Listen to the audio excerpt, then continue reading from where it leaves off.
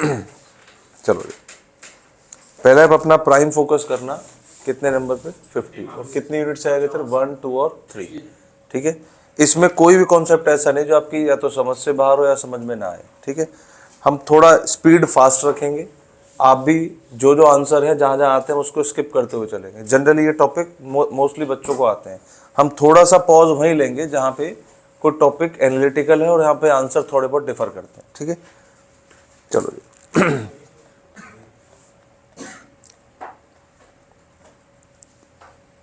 हमें डिमांड के अंदर क्या क्या पढ़ना है, बस इतनी चीजें पढ़नी है। सबसे पहला पॉइंट क्या है, मीनिंग ऑफ डिमांड और लॉ ऑफ डिमांड। कैसे क्वेश्चन आते हैं, क्या स्टडी मेट में है इसके क्वेश्चन। मीनिंग ऑफ डिमांड क्या है, बिना देखे, डिमांड रेफर्स टू दी, अब छोटी छोटी छोटी बातें, छोटी छोटी बातें, quantity of the commodity that the consumers are different possible prices during a other things being equal और रिमेन्स। कोई दिक्कत, इसमें कौन कौन से पॉइंट से क्वेश्चन को डिस्टर्ब कर सकता है कि क्वांटिटी वर्ड ना लगाए। ठीक है, तो आप आइडेंटिफाई कर लेंगे मीनिंग में कवरेज है कि नहीं है। दूसरा क्वेश्चन कौन सा है जी, law of demand. Law of demand किन दो चीजों के रिलेशन को दिखाता है, price of the commodity and quantity demand, not demand. क्या, कैसा रिलेशन है दोनों में, इनडायरेक्ट और नेगेटिव। प्राइस बढ़ने से क्वांटिटी डिमांड कम होती है। चलिए, डायग्राम हमें अच्छे से आता है, किन बातों का ध्यान रखना है। जब प्राइस इंक्रीज हो रहा है, बोलो क्वांटिटी क्या होगी, डिक्रीज। ये कौन सी मूवमेंट से नजर आ रहा है हमें, चेक करो, upward movement along the same demand का। इसी का दूसरा नाम क्या है, कॉन्ट्रैक्शन इन क्वांटिटी डिमांड। याद रखोगे। अब यहाँ पे कंफ्यूजन क्या है कि यहाँ पे क्वांटिटी क्या हो रही है, कम, लेकिन ऊपर क्या लिखा हुआ है, अपवर्ड। तो अपवर्ड से कभी मत समझना क्वांटिटी बढ़ रही है, ये अपवर्ड हो रहा है, इसका मतलब क्या है, क्वांटिटी कम हो रही है। और इसी का दूसरा मतलब हो गया कॉन्ट्रैक्शन। दूसरी बात, जब हम प्राइस कम कर रहे हैं तो क्वांटिटी इंक्रीज हो रही है, तो ये कौन सी मूवमेंट है, डाउनवर्ड मूवमेंट। इसका दूसरा नाम एक्सपेंशन इन क्वांटिटी डिमांड। बोलो क्लियर है। सबसे ज्यादा क्वेश्चन इस चैप्टर से आते हैं, तो कौन सा टॉपिक है हमारा, फैक्टर्स अफेक्टिंग डिमांड, जिसमें पहला कवर कर चुके हैं प्राइस ऑफ द कमोडिटी। दूसरे पे चलते हैं रिलेटेड गुड्स। कितनी बातें ध्यान रखनी, रिलेटेड गुड्स में कितने गुड्स आते हैं, दो, नंबर 1। दूसरा, सब्स्टिट्यूट गुड्स कौन से होते हैं, जिनमें डायरेक्ट और रिलेशन, डायरेक्ट और पॉजिटिव होता है, और जो एक की जगह पे दूसरे को यूज कर सकते हैं, जैसे कि पेप्सी और कोक, टी की जगह कॉफी। ये सब किस में आ गए हमारे, सब्स्टिट्यूट में। रिलेशन डायरेक्ट और positive between price of one substitute, demand for other substitute. इसी के साथ हम इलास्टिसिटी का एक पॉइंट कवर कर लेंगे, क्योंकि सब्स्टिट्यूट लिखा हुआ है। जब भी हम इलास्टिसिटी पढ़ते हैं तो वहां पे क्या करते हैं, प्राइस लेते हैं एक सब्स्टिट्यूट का और डिमांड लेते हैं दूसरे सब्स्टिट्यूट की। अगर प्राइस किसी और का है, डिमांड किसी और की है, तो ऐसी इलास्टिसिटी को कौन सी इलास्टिसिटी बोलते हैं, क्रॉस इलास्टिसिटी। तो फॉर्मूला क्या है, प्राइस ऑफ वन सब्स्टिट्यूट मतलब पेप्सी और quantity demand for Thums Up into change in quantity of Thums Up divided by change in price of चलिए, तो अगर वैल्यू रख दें तो हमारे पास जो भी आंसर आएगा, अगर एक से ज्यादा होगा तो मोर इलास्टिक। क्या यहाँ पे आंसर पॉजिटिव ही आएगा। रीजन, सब्स्टिट्यूट गुड्स का रिलेशन कैसा होता है, डायरेक्ट और पॉजिटिव। चलिए जी, ऐसे सामने क्या लिखा हुआ है, टी और कॉफी, सेम है बिल्कुल। डिग्रीज ऑफ इलास्टिसिटी, वैसे इलास्टिसिटी का चैप्टर है, पर क्योंकि पॉइंट आ गए सब्स्टिट्यूट तो यहाँ कवर कर रहे हैं। कितनी डिग्रीज है, कौन कौन सी, शुरू, सबसे कम शुरू कहां से होगी, 0 से। 0 से आगे चलते हैं, 0 से ज्यादा पर 1 से कम, लेस देन यूनिटरी इलास्टिक या लेस देन इलास्टिक। इसका दूसरा नाम है इनइलास्टिक। अगर आंसर 1 है तो, 1 से ज्यादा है तो, 0 है तो परफेक्टली इनइलास्टिक, और अगर इंफिनिटी है तो, अगर परफेक्टली इनइलास्टिक है तो शेप कैसी होगी,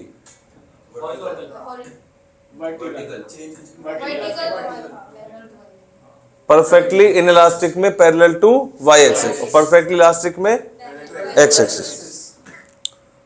नेक्स्ट, ये कौन से गुड्स हैं जो दो मिलके एक गुड्स बनते हैं, जो एक दूसरे की डिमांड को पूरा करते हैं। हमने एग्जांपल में लिखा हुआ था बॉडी और उसकी रिफिल मिला के पेन। ठीक है। ऐसे हम बोल सकते हैं शुगर है और उसमें सब कुछ मिला दे तो चाय बन जाए, ठीक है। तो कॉम्प्लीमेंट्री गुड्स क्या है, जो एक दूसरे की डिमांड को पूरा करे। रिलेशन कैसा होता है, इनडायरेक्ट, और एक का प्राइस बढ़ेगा तो ओवरऑल प्रोडक्ट महंगा होगा और उससे डिमांड कम हो जाएगी।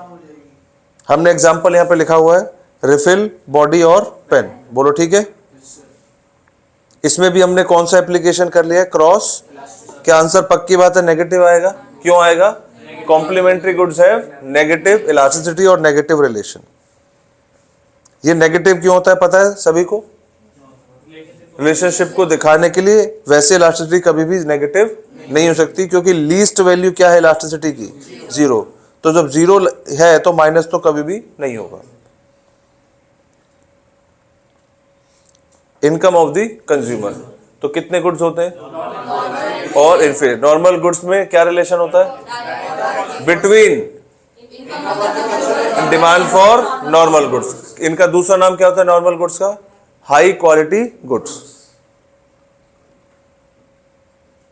इसके बेस पे कौन सी इलास्टिसिटी कवर करते हैं, अगर इनकम बढ़ रही है तो हमारा कंजम्पशन भी बढ़ रहा है। इसमें आंसर क्या आएगा, डायरेक्ट और पॉजिटिव। दूसरा कौन सा है, इसमें क्या होता है, इनकम बढ़ने से इनकी डिमांड कम हो जाती है और इनकम कम होने से इनकी डिमांड, तो रिलेशन, तो इसके ऊपर आंसर हमेशा क्या आएगा, नेगेटिव। एक्सपेक्टेशन में पता है, अगर फ्यूचर को प्रिडिक्ट करें प्राइस बढ़ेगा तो आज डिमांड बढ़ जाएगी, और अगर प्राइस कम होने वाले तो आज डिमांड कम हो जाएगी। टेस्ट एंड प्रेफरेंस सिंपल है, फेवरेबल होगा तो डिमांड बढ़ेगी, अनफेवरेबल है तो डिमांड कम हो जाएगी। बोलो जी, बात समझ में आ गई। अब मोस्ट इंपॉर्टेंट क्वेश्चन जो आते हैं किससे, डिफरेंस से। आपके पेपर में विच of the following statements true और फॉल्स, तो उसमें इस तरीके से क्वेश्चन रखा जाता है। एक वर्ड लिखा है क्वांटिटी, एक में लिखा है सिर्फ डिमांड। तो what is difference between quantity demand and demand, तो क्वांटिटी वर्ड कब आता है, when there is change in price of own commodity, और वर्ड चेंज इन डिमांड कब आता है, अदर फैक्टर्स क्या क्या हो सकते हैं, पहले पॉइंट को छोड़ के सारे, पहले पॉइंट को छोड़ दें तो पहला पॉइंट कौन सा था, प्राइस ऑफ द कमोडिटी। तो प्राइस ऑफ द कमोडिटी किसके पीछे रीजन है, क्वांटिटी डिमांड। इसके अलावा सारे पॉइंट किसके पीछे रीजन है, डिमांड। बोलो जी फैक्टर्स बोलो, प्राइस ऑफ रिलेटेड गुड्स के अंदर substitute goods, complement, income of the consumer, normal goods, inferior goods. अगला एक्सपेक्टेशन और टेस्ट एंड, ये सभी रीजन हमने यहाँ पे लिखे हुए हैं, substitute goods, complementary goods, normal goods, inferior goods, taste and preference और एक्सपेक्टेशन। जैसा जिसका रिलेशन वैसा उसका आंसर।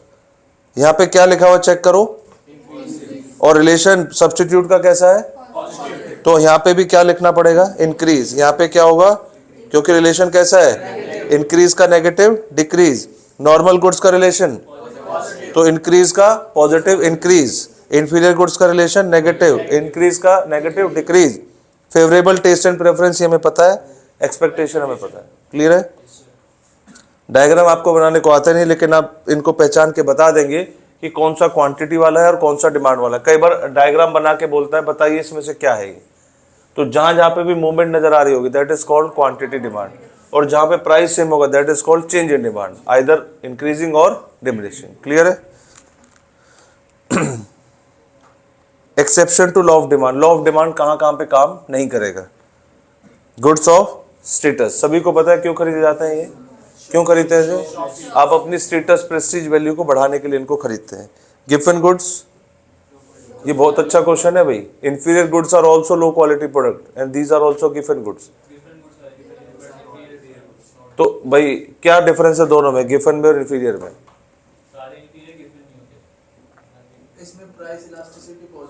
इलास्टिसिटी मत बोलो, प्राइस इफेक्ट बोलो।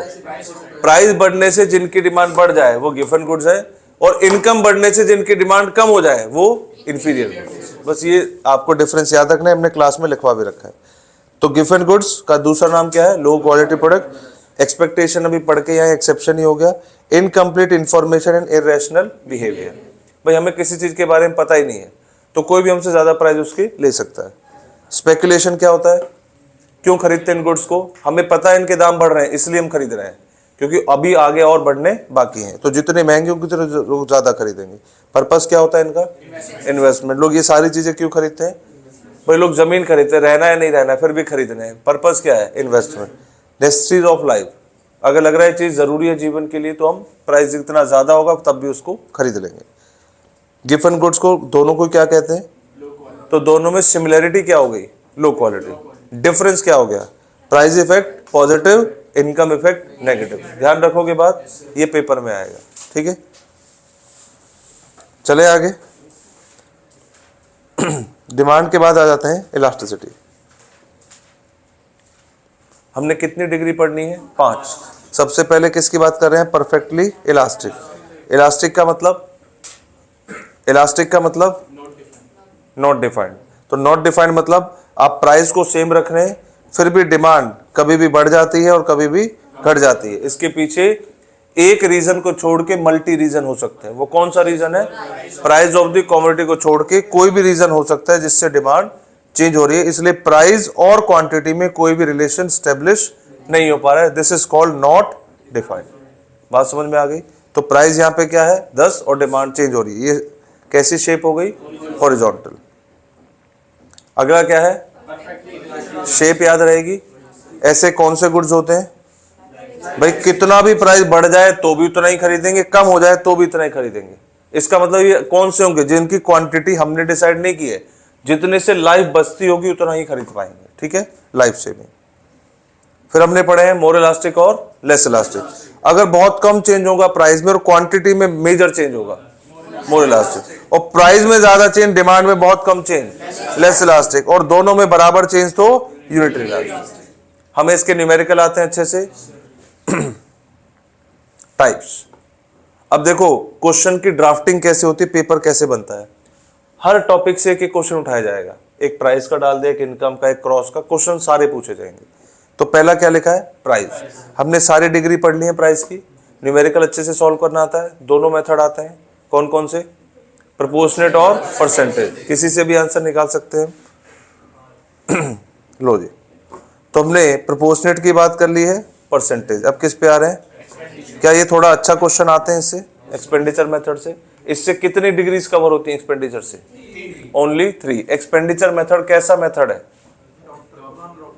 पुराना डॉक्टर की नया डॉक्टर? ये कैसे बता देता है?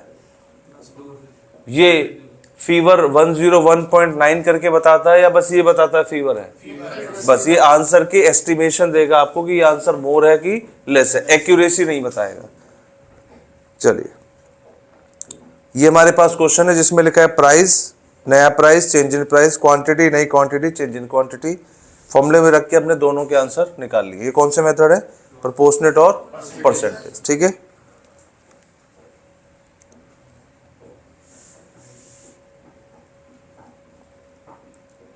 यहाँ पे एक एक दो क्वेश्चन हाथ से सॉल्व कर लेना अगर कॉन्फिडेंस कम है तो। नेक्स्ट किस पे आ रहे हैं हम? आर्क पे। आर्क मेथड किस सिचुएशन के लिए बनाया गया है? जब प्राइस में चेंज का मैग्नीट्यूड थोड़ा ज्यादा हो। कोई चीज 100 से 150 की हो जाए, 100 से 180 की हो जाए, तो मैग्नीट्यूड कैसा हो गया? लार्ज। ऐसे में मेथड कौन सा लगेगा? आर्क। और अगर मैग्नीट्यूड बहुत कम हो तो पॉइंट इलास्टिक। बस ये याद रहेगी बात। आर्क मेथड में फॉर्मूले में क्या चेंज किया जाता है? जब हम पहले प्राइस लेते थे, वो पहले कौन सा प्राइस लेते थे? ओरिजिनल, मतलब पी। आर्क मेथड क्या कहता है कि क्योंकि मैग्नीट्यूड बहुत ज्यादा है तो दोनों का एवरेज ले लो। तो क्या करते हैं? दोनों प्राइजेस को प्लस करके डिवाइड बाय 2, और सेम दोनों क्वांटिटी को प्लस करके डिवाइड बाय 2। इससे क्या होता है? दोनों चीजों के बीच का आंसर आ जाता है जो हमने यहाँ पे बताया हुआ है। आगे बात समझ में? इसका फॉर्मूला क्या होता है? कोई नया फॉर्मूला है कि पुराना? हमने फॉर्मूले का डेरिवेशन भी समझा हुआ है कि फॉर्मूला दिखने में कुछ और होता है, रियलिटी में वो नहीं है। ठीक है, ये इस तरीके से हमारा फॉर्मूला है। तो यहाँ पे क्या लिखा हुआ है? Divide by 2। ये तो क्वांटिटी है, डिवाइड बाय 2, तो 2 से 2 क्या हो जाता है? कैंसिल। तो नजर क्या आता है कि दोनों प्राइस को प्लस करो, दोनों क्वांटिटी को। यहां वाला पोर्शन सेम है। पहले क्या होता था? P upon Q। अब क्या हो रहा है? P plus P1 upon Q plus Q1 into delta Q upon delta. लेकिन अगर पेपर में आ जाए कि इनमें से कौन सा फॉर्मूला आर्क का है, तो ये वाला फॉर्मूला आर्क का नहीं है। आर्क का फॉर्मूला ये है। नहीं आया समझ में? वो तो हम फाइनल वैल्यूज पुट करने के लिए इसको कहते हैं। वैसे फॉर्मूला ये है कि प्राइस का भी एवरेज, क्वांटिटी का भी एवरेज, जो ओरिजिनल स्लोप है, इसको क्या बोलते हैं? इसको क्या बोलते हैं? Slope of demand curve. Slope of demand curve, याद रहेगी बात। सिर्फ आर्क में क्या होगा, ये वाली जो चीज लिखी है इनमें प्राइस और क्वांटिटी का क्या कर देंगे, एवरेज। अगर फॉर्मूले पेपर में आए कि 4 ऑप्शन में से बताओ आर्क का कौन सा है, तो ओरिजिनल हमारा फॉर्मूला ये है, याद रहेगी। चलो जी, एक्सपेंडिचर मेथड, इससे क्वेश्चन भी आएंगे अभी। और ये क्वेश्चन किस तरीके से पूछता है, कभी आपको क्वेश्चन का नेचर बता के पूछेगा मूवमेंट बताओ, कभी मूवमेंट बता के पूछेगा नेचर बताओ। ऐसे ही आता है क्वेश्चन कि अगर डायरेक्शन सेम है, दोनों एक साथ बढ़ रहे हैं, तो बताओ नेचर क्या होगा। और अगर बोलेगा नेचर मैंने बता दिया है, प्राइस बढ़ रहा है, तो आपको मूवमेंट के हिसाब से बताना एक्सपेंडिचर में क्या हो रहा है। तो यहां पे समझने का क्या तरीका है कि अगर प्राइस और खर्चा भी, तो प्राइस और खर्चे की डायरेक्शन कैसी है, तो आंसर क्या होगा, लेस इलास्टिक। अगर प्राइस बढ़ने से खर्चा कम हो रहा है, प्राइस कम होने से खर्चा बढ़ रहा है, तो डायरेक्शन कैसी है, ऑपोजिट। डायरेक्शन कैसी है, तो डिग्री क्या होगी, मोर इलास्टिक। और अगर प्राइस बढ़ने घटने से कोई फर्क नहीं पड़ता खर्चे पे, नो चेंज, रिमेन सेम, तो unitary. What about zero and infinity, वो एक्सपेंडिचर में कवर नहीं होते। आगे बात समझ में। फिर नेक्स्ट कौन सा है हमारे पास, ये क्या कहता है, इसका फॉर्मूला क्या है, लोअर सेगमेंट अपॉन। ये कब यूज होता है, जब प्राइस में चेंज कैसे है, एक तो लो, एक होता है वेरी लो। इसका भी हमारे पास आपके स्टडी मटेरियल में क्वेश्चन है, ऑटो ड्राइवर वाला, कि वो कंसिडर कर रहा है कि अगर इसका प्राइस इतने से कम हो जाए, मान लीजिए कार है 5-10 लाख की, उसमें 10 रुपए कम हो जाए, तो स्मॉल चेंज है कि लार्ज चेंज है। फॉर्मूले में क्या है, लोअर सेगमेंट अपॉन। इसमें और क्या बात ध्यान रखने वाली है कि अगर मिड पॉइंट पे है, अगर पूरी लाइन आपकी 2 भागों बराबर भागों में है, तो unitary elastic. Just above the mid point, just below the mid point, on Y axis, on X axis. याद रहेगी ये बात। चलो अब और कहां से पूछता है क्वेश्चन, वो फैक्टर्स इफेक्टिंग इलास्टिक। हमने इनको लिखा इस तरीके से, एक बार भी पढ़ेंगे तो सारे याद हो जाएंगे।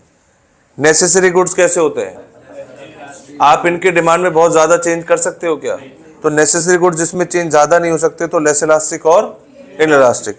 कंफर्ट गुड्स, इनमें थोड़ा बहुत अप्स एंड डाउन किया जा सकता है, तो closer to unitary. Luxury goods, जरा सा भी महंगा हुआ, इसमें जरा सा ही बहुत होता है, 5% भी बढ़ा तो बहुत बढ़ जाएगा, तो यहाँ पे डिमांड में चेंज करने का स्कोप ज्यादा होता है, मोर इलास्टिक। अवेलेबिलिटी ऑफ, किसी गुड्स के सब्स्टिट्यूट बहुत है, आप पेन खरीदते हो, पेन के बहुत सब्स्टिट्यूट है, आप दुकान टेबल पे जाके रखते हो, लो भाई 10 रुपए का पेन दे दो, इसका मतलब 10 रुपए में बहुत पेन आते हैं। अगर वो 10 वाला 11 में दे, आप बोलोगे 10 वाला ही दे, क्योंकि बहुत ऑप्शन है। तो मोर सब्स्टिट्यूट, लेस सब्स्टिट्यूट, बात खत्म। ठीक है। हाई प्राइस गुड्स, लो प्राइस गुड्स, बहुत महंगी चीजें, क्यों भाई, लिमिटेड लोग हैं, लिमिटेड क्वांटिटी में करे। हाई प्राइस गुड्स दर्जनों के भाव तो खरीदे नहीं जाते भाई, जो खरीद रहा है उसके पास पैसा बहुत होगा, और पैसा बहुत होगा तो जो क्वांटिटी है वो उतनी लेगा जितने की जरूरत है, तो डिमांड में चेंज होने का ऑप्शन बहुत कम होता है। वैसे ही लो प्राइस, ये इतने सस्ते हैं कि इसमें भी कोई बार्गेनिंग पॉसिबल नहीं है, या फिर आप क्वांटिटी को बढ़ा और घटा ज्यादा नहीं सकते हैं। ये कौन से गुड्स होते हैं, match box, boot polish, toothbrush, ये सब क्या है, ये जरूरतें भी हैं और बहुत सस्ते भी हैं। मीडियम प्राइस गुड्स क्या होते हैं, जो बहुत ना तो महंगे हैं ना बहुत सस्ते, और आपकी डेली रूटीन में काम आते हैं। इनकी इलास्टिसिटी कैसी होती है, इलास्टिक और। तो याद रखने वाली बात क्या है, सब्स्टिट्यूट से शुरू हो जाना, more substitute, less substitute, high price goods and very low price goods, medium price goods, elastic और more elastic but not unitary elastic. Same, very high income, very low income people, less elastic, middle price good, medium price people, elastic और more elastic. Time period, more time more elastic, less time. याद है example, सब कुछ clear है। Habit, habitual है, demand change नहीं कर पाएंगे। बात समझ में आ गई। डिफरेंट यूजेस, अगर आप चीजों को ज्यादा यूज में पुट कर सकते हो, more use, more elastic, less use. हमने एग्जांपल में क्या लिया था, मिल्क, मिल्क के यूजेस बहुत सारे हैं, मिल्क के प्राइस बढ़ जाए तो यूजेस कम हो जाएंगे, लेकिन मिल्क को खरीदेंगे, क्वांटिटी 4 लीटर से 2 लीटर कर देंगे तो उसके हिसाब से जो एक्स्ट्रा यूजेस है वो खत्म हो जाएगा। लेकिन क्या हम चेंज कर पाएंगे डिमांड में? हाँ, more uses more elastic, less uses, clear है? लेस यूजेस मतलब जिन चीजों के यूज लिमिटेड है, 1 या 2 है, उसके अलावा उसका कोई यूज नहीं हो सकता। Proportion of income spend by the, अगर आप इनकम का बहुत बड़ा हिस्सा जिन चीजों पे खर्च करते हो वहां पे चेंज होने का ऑप्शन पॉसिबल है। जहां पे इनकम का बहुत कम हिस्सा यूज होता है वहां पे लेस इलास्टिक। तो कंफ्यूजन ना हो इसके लिए हमने क्या लिखा है? तो मोर प्रोपोर्शन खर्च करते हो तो मोर इलास्टिक, लेस प्रोपोर्शन तो लेस इलास्टिक। बोलो जी, ठीक है? यहां तक सारे मेथड कवर हो गए, आर्क, पॉइंट, एक्सपेंडिचर, सब कुछ। एक्सपेंडिचर ने यहां रिपीट किया हुआ है। उसके बाद आइए आप कंज्यूमर्स इक्विलिब्रियम। हाँ जी, एक्सपेंडिचर मेथड अभी मैं क्वेश्चन में आऊंगा, वहां से क्लैरिटी मिलेगी। अभी मैंने गो थ्रू करा दिया है कि प्राइस का और खर्चे का बढ़ना अगर सेम डायरेक्शन में है लेस इलास्टिक, ऑपोजिट डायरेक्शन में है मोर इलास्टिक, और अगर नो चेंज है तो यूनिट इलास्टिक। ठीक है? कंज्यूमर्स इक्विलिब्रियम कितने पॉइंट कवर करने हैं इसमें? 2। ये वाला कौन सा है? जल्दी बोलो। कार्डिनल। और ये वाला कौन सा है? ऑर्डिनल। ये किसने दिया था कार्डिनल वाला? Alfred Marshall. और ये वाला किसने दिया था? J.R. हिक्स। ठीक है जी। इसको कौन सी अप्रोच बोलते हैं? Utility approach. इसको कौन सी अप्रोच बोलते हैं? Rank approach. चलो जी, ये सब कुछ यहां लिखा हुआ है। जो कार्डिनल वाला है वो कितने गुड्स को कवर करता है? 1 को भी करता है और 2 को भी करता है। ये खाली खाली किसको करता है? 2 को। यहाँ पे हम यूटिलिटी को किसके टर्म्स में मेजर करते हैं? मनी में। यहाँ पे किस में मेजर करते हैं? रैंक में। क्लियर है यहाँ तक? हाँ जी, ये 1 को भी करता है, 2 को भी करता है। अगर आप 1 के इस पे लगाओगे उस पे भी चलेगा, 2 पे लगाओगे उस पे भी चलेगा। लॉ ऑफ DMU, ये सब आपकी रियल लाइफ में एप्लीकेबल है। जहां लिख जाए लॉ समझ जाओ ये आपके ऊपर भी एप्लीकेबल है। और जब हम जनरली वर्ड यूज करते हैं तो we are talking about 99.99% population, 100% नहीं, क्योंकि हर लॉ की एक्सेप्शन जरूर होगी। ठीक है? लॉ ऑफ DMU क्या कहता है? जैसे जैसे कंज्यूमर किसी चीज को ज्यादा कंज्यूम और यूज करेगा, उससे मिलने वाली सेटिस्फेक्शन धीरे धीरे कम होती जाएगी। तो यहाँ पे लिखा हुआ है यूनिट बढ़ती जा रही है, सेटिस्फेक्शन कम होती जा रही है। TUMU का रिलेशन, तो मीनिंग सभी को पढ़नी अच्छे से। TUMU क्या होता है? अजम्पशन क्या है इसकी? जब लॉ ऑफ DMU पढ़े तो गुड्स को कैसे मानना है? तो फर्स्ट से लेके जितनी भी यूनिट का कंजम्पशन जिस पे लॉ अप्लाई हो रहा है उसमें यूनिट कैसी होनी चाहिए? सेम होनी चाहिए। कंजम्पशन कैसा होना चाहिए? मतलब उसमें ब्रेकेज नहीं होनी चाहिए। और कंज्यूमर मस्ट बी रैशनल। अब ये कह रहे थे कंज्यूमर इक्विलिब्रियम बताओ इसमें। तो जब आप जितने पैसे दे रहे हैं अगर उतने के बराबर सेटिस्फेक्शन मिल रहे हैं तो यू आर इन इक्विलिब्रियम। अगर आप पैसे खर्च कर रहे हैं 10 रुपए और सेटिस्फेक्शन मिल रही है 10 से ज्यादा तो आप सरप्लस में है, और अगर कम मिल रही है तो डेफिसिट में। ठीक है जी? हम डायग्राम में दिखाएं तो ये जो आपके पास इक्विलिब्रियम से अपर पोर्शन होता है किस में जाता है? सरप्लस में, और लोअर वाला डेफिसिट में। फिर आते हैं किस पे? Indifference curve. ये कैसा कर्व है? डिफरेंट पॉसिबल कॉम्बिनेशन दिखाता है कितने गुड्स के जो प्रोवाइड करते हैं सेम लेवल ऑफ सेटिस्फेक्शन। एक इंडिफरेंस कर्व पे जितने भी कॉम्बिनेशन होंगे कैसी सेटिस्फेक्शन देंगे? सेम लेवल देंगे। इसमें पूरे टॉपिक में सबसे इंपॉर्टेंट क्या है? Properties of indifference curve. Indifference curve का स्लोप कैसा होता है? From left to, because in order to buy more one will have to sacrifice some unit of other.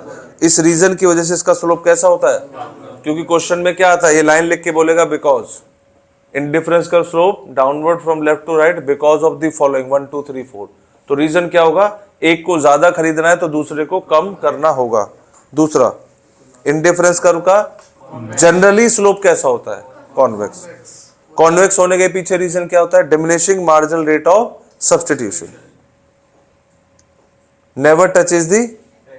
अब रीजन पूछ ले जाए तो इंडिफरेंस कर्व अजम्पशन पे बेस्ड है कि इसमें कंजम्पशन 2 कमोडिटी का होगा।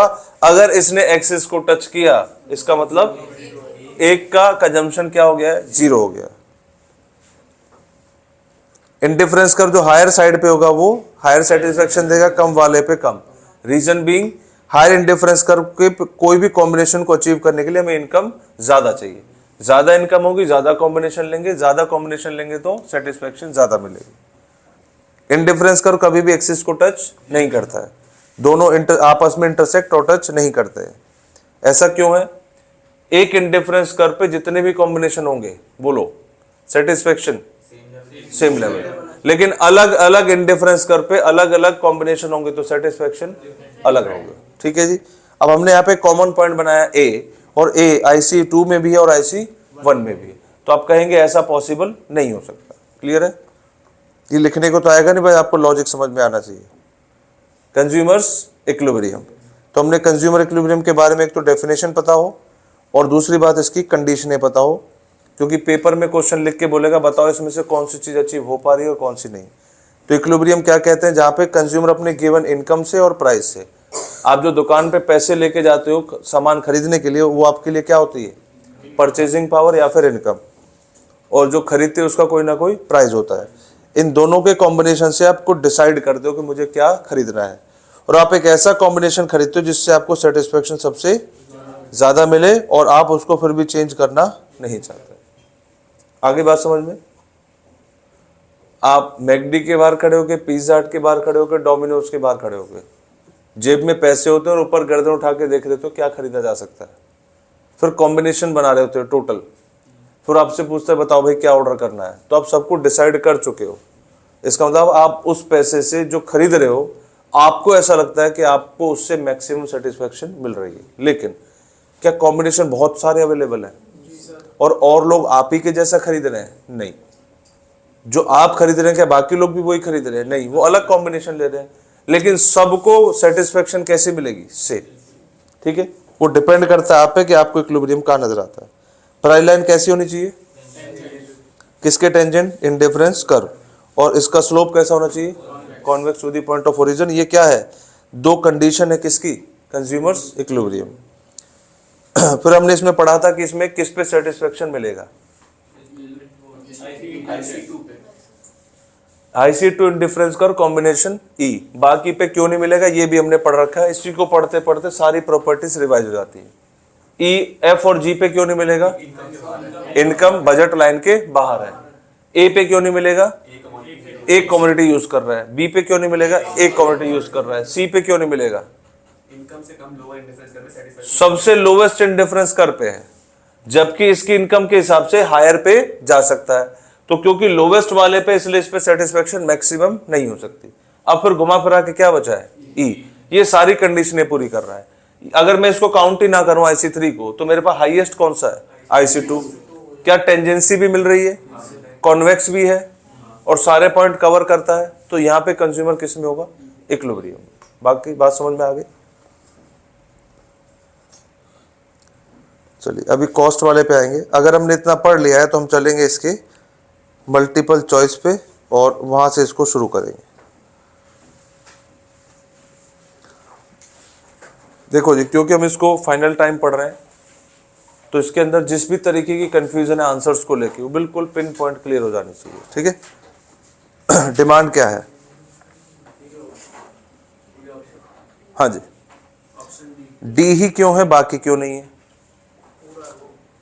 यहां पे लिखा है desired back by the ability to pay for the commodity, need for the commodity and willingness to pay, the quantity demand of the commodity at certain price. Last वाला आंसर क्यों? Answer बाकी भी है, लेकिन लास्ट वाला complete answer है, क्योंकि वो क्वांटिटी की भी बात कर रहा है, डिमांड की भी बात कर रहा है, प्राइस की भी बात कर रहा है और टाइम की भी बात कर रहा है। इसलिए हमारा आंसर क्या है?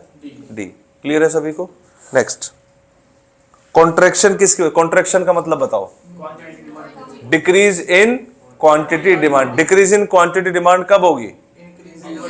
Increase in the price of substitute on commodity. तो ऐसा कब होगा बोलो? Increase in the price of goods concern. Clear है? आपको अब इफ बट नहीं होना चाहिए, पढ़ते ही नजर आ जाना चाहिए आंसर है।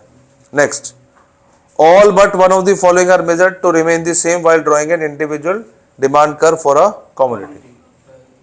बोलो जी। भाई जब हम इसको बना रहे हैं तो बाकी चीजों को क्या माने? Remains unchanged. Which of the following pair of goods are example of substitute? Sugar क्यों नहीं? कॉम्प्लीमेंट्री है, तो tea and coffee. In case of straight line demand curve, बोलो जल्दी से, ये कौन सी इलास्टिसिटी से आया है? Point. Meeting the two axis, price elasticity of demand at the mid point. अब हम मिड, इसी से बाकी के क्वेश्चन का अंदाजा लगा ले। जैसे भाई साहब ने कहा कि सर क्वेश्चन बुक से ही आता है, तो इसने इसको इसने ही बता दिया कि पॉइंट से हम ऐसा क्वेश्चन पूछेंगे। अब ये जरूरी नहीं मिड वाला ही पूछेगा, वो कह देगा वाई एक्सिस वाला बताओ, एक्स वाला बताओ, ऊपर वाला बताओ, जस्ट ऊपर वाला, जस्ट नीचे वाला। तो उसने पॉइंट बता दिया कि पॉइंट से क्वेश्चन आएगा, वो पॉइंट कुछ भी पूछे। तो हम ये नहीं कहेंगे कि मिड वाला तो नहीं आया तो लोअर वाला आ गया। आगे बात समझ, इसलिए कॉन्सेप्ट की क्लैरिटी बहुत जरूरी है। ठीक है। The law of demand, assuming other things to remains constant, establish the relation between price of a good and the quantity demanded. point B. Identify the factor which generally keep the price elasticity of demand for good low. ये ना मैं ऐसे बता दूं, these questions are most important questions, ऐसे ही आते हैं paper में, कि इनमें से बताओ किसकी वजह से इलास्टिसिटी कम रहने वाली है, तो एक ही आंसर होगा, बाकी उसे क्या होगा? हाई होने वाली है। अब पहले में सारे रटे हुए होने चाहिए। Number 1, nature of the commodity. Nature को कितने बेस पे डिवाइड किया आपने? 3, नेसेसरी, कंफर्ट, लग्जरी। दूसरा था availability of substitute, more substitute, less substitute. तीसरा कौन सा था? Price level, high price, very low price, less elastic, medium price, elastic, very high income people, very low income people, और inelastic, और medium people, middle income people, more elastic. उसके बाद क्या था? Time period, more time available, more elastic, less time available. इसके अलावा different uses, more uses, more elastic, less uses, less elastic. इसके अलावा habit, habitual, less elastic, not habitual. Simple है, अब पढ़ते जाओ। Variety of uses, more uses, more elastic. लेकिन question ने कौन सा पूछा है? लो, ये आंसर नहीं है। Very low price, less elastic, यही तो पूछा है, लेस इलास्टिक। क्लोज सब्स्टिट्यूट मतलब more substitute, more elastic. High proportion spend, more elastic. तो आंसर मिल गया। ऐसे चलना है आंसर में। ठीक है। मन में ना जब क्वेश्चन कर रहे होते हैं ऐसा लगता है बी भी हो सकता है, डी भी हो सकता है। जहां ये सिचुएशन आ जाए वो कॉम्प्लिकेटेड है। जहां पे ये हो ना कि कोई आके भी आईसीआई से आके भी कहे आंसर डी है, तो उसको भी चांटा लगा के कहो कि आंसर बी है, डी नहीं है। ठीक है, पढ़ के आओ जाके, या मैं कॉपी दे दूंगा, पढ़ लेना बाहर बैठ के। चलो, identify the coefficient of price elasticity of demand when the percentage increase in quantity of a good demand is smaller than the percentage fall in. अब देखो ये पूछ क्या रहा है, इंग्लिश में फॉर्मूला पूछ रहा है। क्या इंग्लिश में फॉर्मूला क्या कह रहा है? Percentage increase in quantity. ये कहां था? न्यूमरेटर में, डेनोमिनेटर में? ऊपर नहीं, न्यूमरेटर बोलते हैं। Percentage change in quantity demand divide by percentage change इन। तो कह रहा है क्वांटिटी में चेंज स्मॉलर है, क्वांटिटी में चेंज स्मॉलर है, तो मैंने इसको लिख दिया 20 और इसको लिख दिया 40।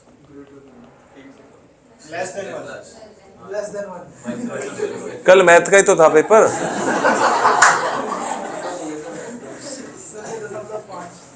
हाँ ठीक है, वहां पे ना थोड़ा लगाना भी है दिमाग। In case of an inferior good, income elasticity of demand negative तो कभी हो ही नहीं सकती। Very good. तो income elasticity of demand negative का मतलब है कि यहाँ पे रिलेशन को स्पेसिफाई कर रहा है। गुड्स कौन से पूछे हैं? इंफीरियर में पढ़ के आए, रिलेशन कैसा होता है? नेगेटिव। खून में आंसर आना चाहिए। लो जी, आपका मनपसंद क्वेश्चन आ गया Nikita ji. If the demand for a good is inelastic, inelastic मतलब सेम, बस ऐसे ऐसे पकड़ना है। कैसे? इनइलास्टिक बोला है, same direction. Increase in price will cause total expenditure of the consumer of the good to, बस बात खत्म। ये तो है। बड़ा टफ क्वेश्चन आया था, समझ में नहीं आया। भाई कैसे समझ में नहीं आएगा? आप बस ये पकड़ लो, क्वेश्चन हिंट दे रहा है आपको। ठीक है। If regardless of change in price, regardless का मतलब बढ़ाओ या घटाओ, quantity demand of good remains unchanged, perfectly perfectly price कितना भी बढ़ाओ क्वांटिटी डिमांड ढीठ है, चेंज नहीं होगी। अब बोलो, तुम्हें कितना भी मारो कितना भी पीटो, कम मारो ज्यादा मारो, ढीठ हो, चेंज होने वाले नहीं हो। बोलो इनइलास्टिक। अब समझ में आ गया? अपने ऊपर ले लेना अगर बात याद ना रहे तो। Vertical. Suppose the price of Pepsi, we will expect the demand curve of Coke. Pepsi क्या है? पेप्सी और कोक आपस में एक का प्राइस बढ़ेगा तो दूसरे की डिमांड, तो क्या कह रहा है? अगर पेप्सी के प्राइस बढ़ जाए तो डिमांड फॉर कोक भी बढ़ जाएगी। ऐसा कौन से कर्व पे दिखाया जाता है? शिफ्टिंग वाले पे कि मूवमेंट वाले पे? शिफ्टिंग वाले पे। क्यों? क्योंकि यहां पे खाली डिमांड है, सब्स्टिट्यूट बोला है। तो कैसा शिफ्ट होगा? Right shift. क्योंकि गुड्स कैसे है? ये क्वेश्चन कहां से है जल्दी बताओ? डिफरेंस वाला। तो पता है क्वेश्चन ऐसे आएगा, हमें डिफरेंसेस को पिक करना है। डायग्राम भी माइंड में काम करे, फैक्टर्स भी काम करें। जब सब कुछ काम करेगा तब आंसर श्योर आएगा। ठीक है? All of the following are determinant of demand except. ऐसे पेपर में कम आते हैं पर कम आते हैं, कभी आप इनको ज्यादा सीरियसली ले लो। अब मोमेंट आ गया भाई, पता नहीं क्या है ये, चेंज इन क्वांटिटी डिमांड। पर ये नहीं पता ये कौन सा है, अपवर्ड है कि डाउनवर्ड है, मतलब कॉन्ट्रैक्शन है कि एक्सपेंशन है, आगे पढ़ेंगे। A movement along the demand curve for soft drink best describe as. क्योंकि इसने मूवमेंट में अपवर्ड और डाउनवर्ड नहीं लगाया। अगर ये लगा देता तो हम बता देते अपवर्ड का मतलब कॉन्ट्रैक्शन, डाउनवर्ड का मतलब एक्सपेंशन। इसने खाली क्या बोला है? तो ये कौन से रिलेशन से है? तीन डायग्राम पढ़े, तीन रिलेशन डिफरेंस पढ़े, एक इंक्रीज वाला, डिक्रीज वाला, चेंज वाला। तो आंसर क्या हो गया? पर ये तो लास्ट वाला भी सेम ही लिखा हुआ है। अच्छा, क्योंकि मूवमेंट लिखा है तो ध्यान क्या रखना है? क्वांटिटी। क्या इतना क्वेश्चन डीप में हो सकता है? हो सकता है। If the price of Pepsi relative to price of, अगर पेप्सी की प्राइस कम हो गए तो ये दोनों बैठे बैठा इनकी डिमांड क्या हो जाएगी? Answer D.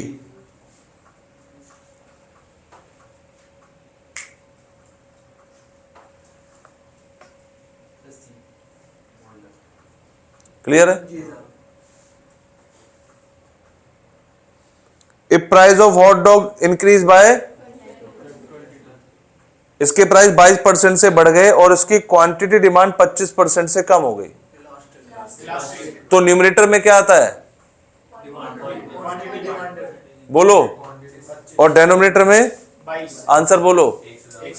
अब यहां सॉल्व मत करने बैठ जाना, क्योंकि नेचर में अगर आंसर बिल्कुल पॉइंट में होता तो फिर सॉल्व कर लो। कैलकुलेटर स्टिल अलाउड, कैलकुलेटर ले जा सकते हो, वहां सॉल्व कर लेना। लेकिन जब नीचे ऑप्शन ही नहीं है तो बस ये देखना लेस और मोर। अब लेस भी नहीं है, मोर भी नहीं है, तो मोर इलास्टिक की जगह क्या बेटर है? इलास्टिक। अब इलास्टिक का मतलब यूनिटरी से नहीं है, ठीक है, वन नहीं है। ये आप पढ़ लेना भाई, सुबह सुबह मेरे से ये बातें मत करो, ठीक है जी? निकाल लेना मतलब। 4 possibilities, which one result in an increase in consumer expenditure. पता नहीं भाई, मुझे पढ़ने तो दो। अब ये तो रट्टा मार के बैठे, वहां डी का बी बना देगा तो तुम तो हो गया काम। इससे भी बचना है भैया, क्योंकि उनके पास बहुत ज्यादा रिसर्च करने को नहीं है, तो बस वो ऊपर नीचे कर देंगे इनको। तो पहले पढ़ के आंसर देना आप, ठीक है? चलो जी, डिमांड इज यूनिटरी इलास्टिक। जब यूनिटरी इलास्टिक होता है, और वो पहले ना यहाँ पे मार्क कर लो। पेपर में पेंसिल लेके जाते हो, पेंसिल लेके जाओ, पहले यहाँ मार्क करो, क्या लिखा है? इंक्रीज। और ये क्या है? यूनिटरी इलास्टिक में क्या होता है? इंक्रीज नहीं होता है, तो पहला कैंसिल। दूसरा इलास्टिक, इलास्टिक में क्या होता है? अगर ये कंज्यूमर एक्सपेंडिचर क्या हो रहा है? इंक्रीज, तो प्राइस राइज होंगे, फॉल होंगे, तभी तो। क्योंकि इस वाले में क्या होगा? इलास्टिक में ऑपोजिट, और यहाँ पे भी राइज और ये भी इंक्रीज, तो सेम कैसे हो सकते हैं? नहीं आया समझ में? तीसरा inelastic, inelastic direction same, price क्या हो रहे हैं और खर्चा क्या हो रहा है? सही है, क्यों? ये तो ऑपोजिट है। डिमांड इज डायरेक्शन, प्राइस खर्चा भी। आया समझ में? ऐसे नहीं आया? क्यों भाई?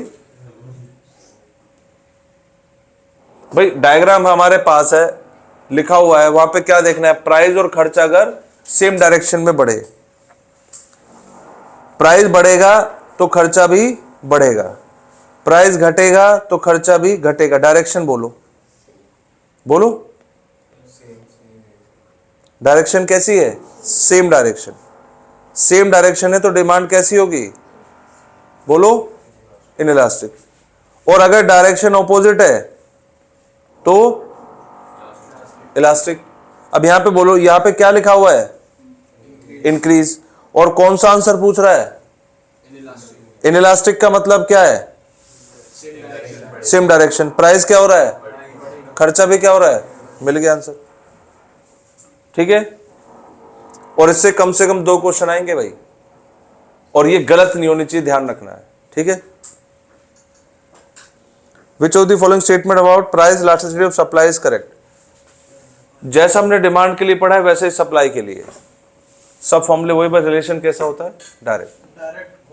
ठीक है, चलो बताओ जी क्या क्या कह रहा है।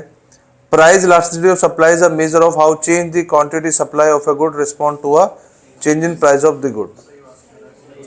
भाई इलास्टिसिटी क्या कहती है कि प्राइस में चेंज होने की वजह से जो सप्लाई में चेंज आता है, सप्लाई की वजह से प्राइस में चेंज आता है वो नहीं, प्राइस के चेंज की वजह से, प्राइस के जो सप्लाई में फर्क आता है। आप अभी सर्दियां शुरू हो गई हैं, तो सर्दियां शुरू हो गई तभी तो आपके कपड़े पहनने के तरीके बदले हैं, बोलो। लेकिन क्या ऐसा हुआ कि आपके कपड़े पहनने के तरीके बदले इसलिए सर्दियां शुरू हुई हैं? बात समझ में आ रही है? तो प्राइस में चेंज पहले होगा, तब जो क्वांटिटी में चेंज आएगा उसी को क्या बोलते हैं? इलास्टिसिटी। क्लियर है यहां तक? विच of the following is incorrect statement? किसका? पढ़ लेना भाई। अब ये ना मैंने ना सीधे मैंने लॉजिक दे दिए। अब ये ना 3 बार पढ़ चुके हो, 3 बार के बाद में भी ऐसा लग रहा है चेहरों पे नहीं। चलो कौन सी स्टेटमेंट पढ़नी है? When goods are a fall in the price of one lead to fall in quantity of, सही है?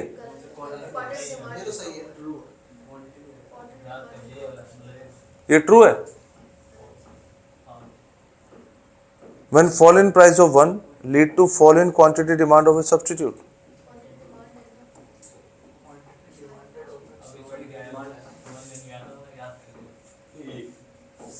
समझ में क्या नहीं आएगा भाई? क्योंकि सही ऑप्शन सही है और इसका आंसर है हमारा सी।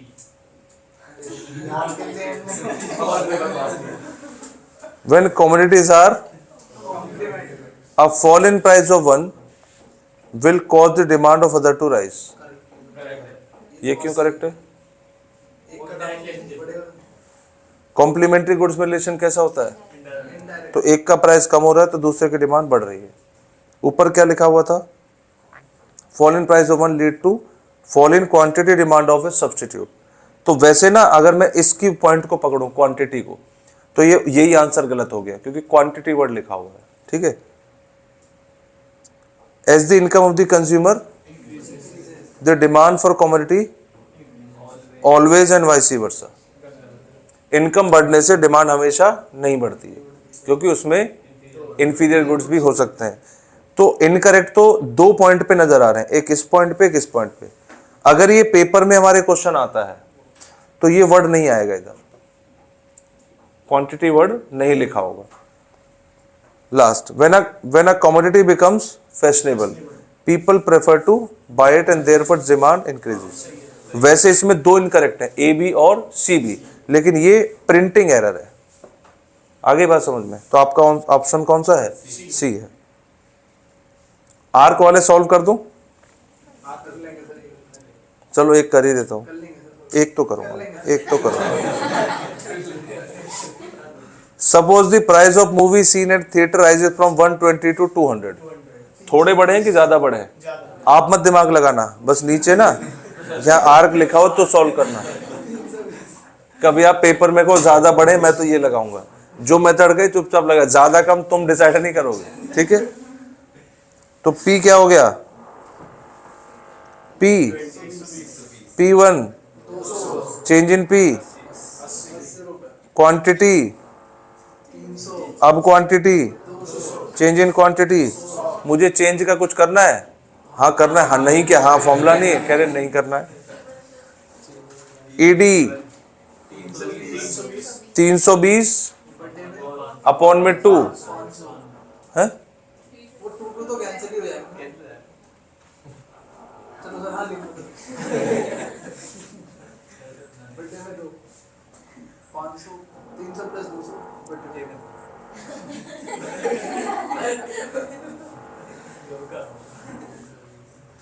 डेल्टा क्यू अपॉन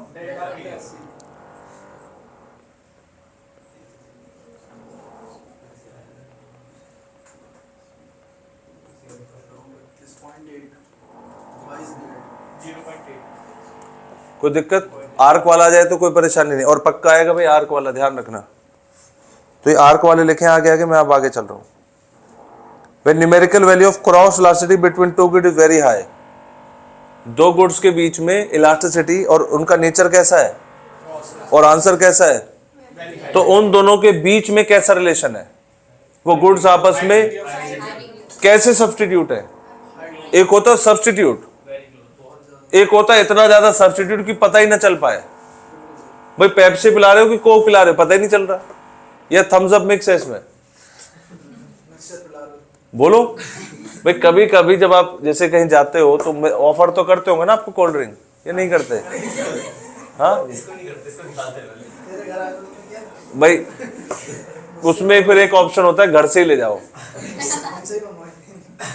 अच्छा चलो, तो कई बार बोतल आपके सामने नहीं होती, सिर्फ ग्लास होते हैं, तो आप शायद अंदाजा ना लगा पाए कि ये कौन सी है। और अगर आप डेली पैसेंजर हैं, हो सकता है बता दें, क्योंकि रोज ही पी रहे हैं तो बता दोगे कौन सी है, ठीक है। और वीकली मंथली वाले हैं तो फिर पता ही नहीं चलेगा कौन सी है, ठीक है। तो हम इसमें आंसर ये हाई डिग्री क्यों बोल रहे हैं? क्योंकि आंसर में क्या लिखा है, आया समझ में? 25 कराऊं, 26 कराऊं? करा लेते हैं। Elasticity demand is electric charge which of the following likely to occur? Quantity demand will fall by relatively large amount. ये फैक्टर्स वाला क्वेश्चन है, ध्यान देना। डिमांड कैसी है? अब आप बोलोगे सर आपने तो इलेक्ट्रिसिटी की इलास्टिक लिखवाई थी, तो भाई वो कह रहा है, मैं थोड़ी कह रहा हूं। इलेक्ट्रिसिटी की डिमांड कैसी है कि अगर प्राइस में ज्यादा चेंज हो गया, डिमांड में ज्यादा चेंज नहीं कर पाओगे। एंड इलेक्ट्रिक चार्जेस, इनमें से क्या होगा? तो पहली चीज तो इनइलास्टिक पूछा है, तो डायरेक्शन बताओ। इनइलास्टिक पूछा है तो डायरेक्शन बताओ ना, सेम। तो यहां पे हो गया सेम डायरेक्शन। इलेक्ट्रिक चार्ज क्या हो रहे हैं, तो खर्चा भी क्या होगा, इंक्रीज। चेक करते हैं। Quantity demand will fall by relatively large amount, quantity demand will fall relatively by smaller amount, quantity demand will rise in short run, long run का चक्कर ही नहीं होता लास्ट 3 में। तो दो आंसर तो कैंसिल हो गए। अब झगड़ा है किसके बीच में, तो यहां पे बोल रहा है इनइलास्टिक, तो इसमें किसमें ज्यादा चेंज होगा? Quantity demand will fall by relatively small amount. Large से होगा तो मोर नहीं हो गया, और ये कौन सा हो गया, लेस इलास्टिक। और इसने क्या पूछा है, आया समझ में? क्लियर है? Suppose the demand for meal at medium price restaurant is elastic. If the management of the restaurant is considering raising price, it can expect a relatively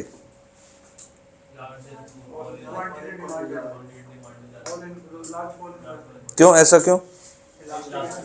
elastic में क्या होता है, डिमांड ज्यादा चेंज हो जाती है। अगर आपने प्राइस को बढ़ाने की कोशिश की तो there will be large fall in quantity demanded, क्योंकि नेचर कैसा है, तो थोड़ा भी प्राइस बढ़ाया तो डिमांड बहुत ज्यादा से चेंज हो जाएगी।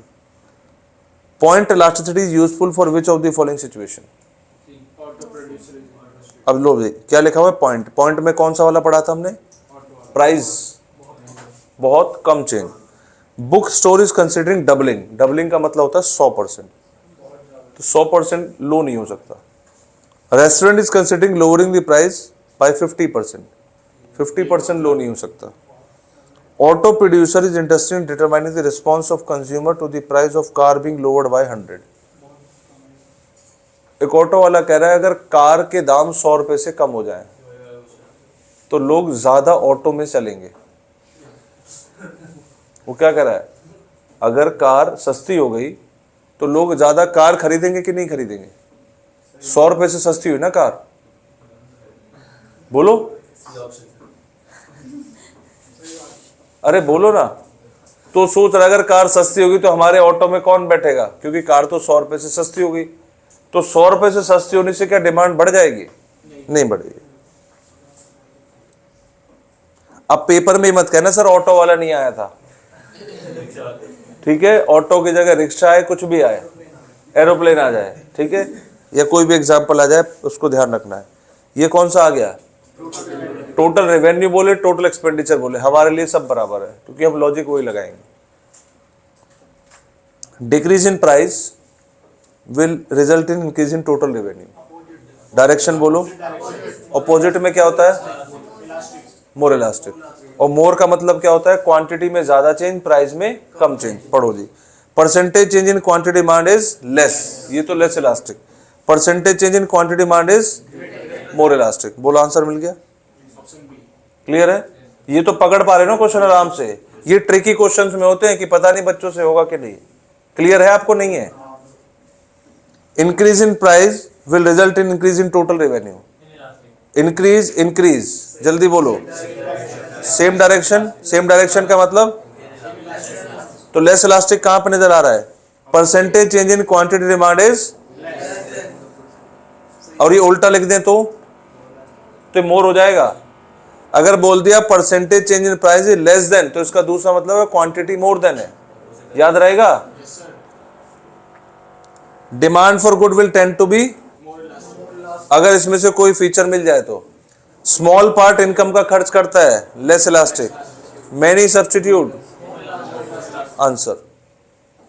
नेसेसरी गुड्स, लिटिल टाइम, ठीक है जी। सर वैसे पेपर में जैसे एक ऑप्शन हमें थोड़ा ठीक लग गया, मार के हट जाएंगे। नहीं, पढ़ो, आराम से पढ़ो। मैं आपको बताता हूँ। 2 घंटे है ना, तो आप इस चीज को तो दिमाग से निकाल दो, आपके पास टाइम की शॉर्टेज रहने वाली है। आराम से करो। अब आराम से मतलब है कि पॉइंट को पढ़ो, चारों पॉइंट पढ़ने जरूर है। सर तो पता अजीब लगने लगे, पर सी और डी में दोनों में कैटेगरी नहीं होगा लोड जी, अभी तो पढ़ के आए हैं। नेसेसरी गुड्स, ये तो कॉन्सेप्ट से बाहर कैसे आए? जब फैक्टर्स इतने हैं उससे बाहर कैसे आ जाएगा? सब्स्टिट्यूट है तो वही आएगा, कॉम्प्लीमेंट्री तो वही आएगा, उससे बाहर क्या जाएगा? अजीब नहीं लगेंगे, लेकिन चारों को पढ़ने से जरूरी। कई बार जैसे आपने कहा ये भी आंसर है, तो नीचे हो सकता है और फर्दर क्लैरिफिकेशन हो किसी में, और ये कौन सा पैराग्राफ लिखा हुआ है जो पढ़ने में टाइम लगेगा? 4 ऑप्शन तो पढ़ने ही है। अच्छा, किस में नहीं पढ़ने ऑप्शन? जैसे अभी आपने वो एक्सपेंडिचर मेथड वाला किया तो उसमें पढ़ते ही पता लग गया ये है, तो फिर आगे नहीं पढ़ना है, लेकिन ऐसे क्वेश्चनों में पढ़ना है, ठीक है। Demand for good will tend to be more elastic का मतलब अब चेक कर लेते हैं। मैनी सब्स्टिट्यूट, अभी कह रहे भाई साहब मैं आगे नहीं पढ़ूंगा, चलो जी। मोर इन इलास्टिक, ये पूछ क्या रहा है? मोर, ओहो, इसलिए सारे पढ़ने हैं। मोर तो चुपचाप ही इलास्टिक ही पूछ रहा है। मैनी सब्स्टिट्यूट, ये तो मोर इलास्टिक है। Luxury, small part, more time, तो एक ही है लेस वाला। अब इसमें कितना टाइम खराब हो गया? 2 सेकंड ही तो एक्स्ट्रा लगे, ठीक है, ये कर लोगे। टोटल यूटिलिटीज मैक्सिमम,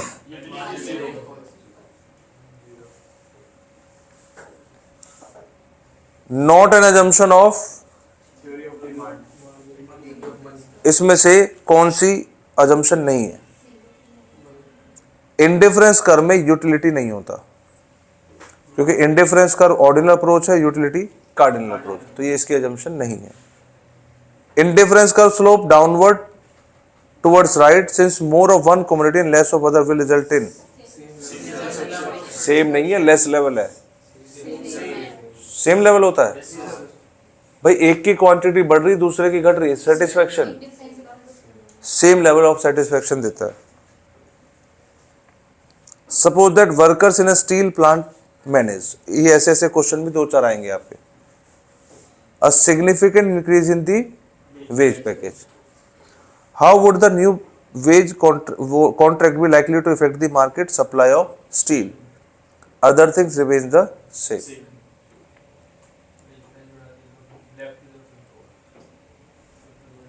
चलो, कह रहा है कि वेज रेट बढ़े हैं और उससे मार्केट सप्लाई ऑफ स्टील पे इफेक्ट हुआ है।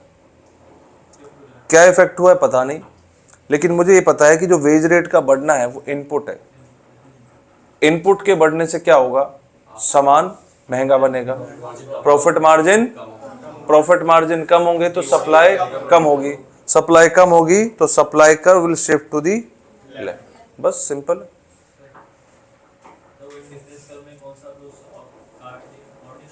हाँ, ऑर्डिनल, ये आज लिख रहे हो?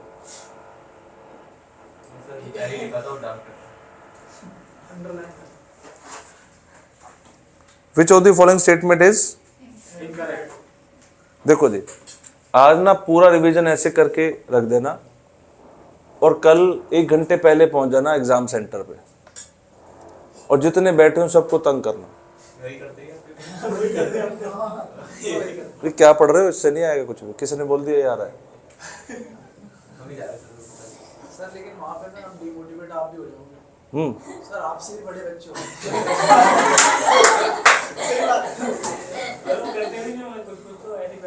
मुझे उनसे ना मैं आधे घंटे पहले जैसे खत्म होने वाला होगा ना, आधे घंटे पहले बैठ जाएंगे, इस तरीके से सब कुछ हो गया। बाद में मुझे नहीं पासिंग मार्क्स से ही करता हूँ। देखो ऐसा होता है, उन लोगों से अगर आप दूसरे तरीके से देखें तो नेगेटिव मोटिवेशन नहीं मिलता, और मोटिवेशन मिलता है कि अभी इतना टाइम तो मेरे पास बाकी है। नहीं तो अगर उसको वैसे लें तो अच्छा है। नहीं सर वो टीचर आते हैं उनसे ही बड़े होते हैं। हाँ हेलमेट लेकर।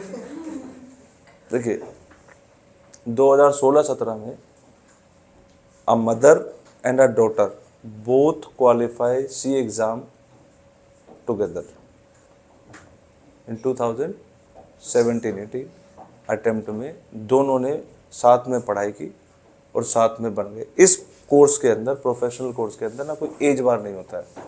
कुछ लोगों को हो सकता है आप एज के लिहाज से देख रहे हो, अगर आप हो सकता है उनकी डिग्रियां उठा के देखोगे तो 10-12 डिग्रियां कर चुके होंगे। चलो जब सब कुछ कर लिया तो ये भी कर लिया। उनसे पूछोगे क्या क्या कर रखा है, मास्टर्स कर रखा है, LLB कर रखी है, CS कर रखा है, चलो अब CA कर लेते हैं। तो उनकी एज पे ना जाए, और दूसरा उनको देखें क्यों। सर वो देखते नहीं, वो दिख जाता है।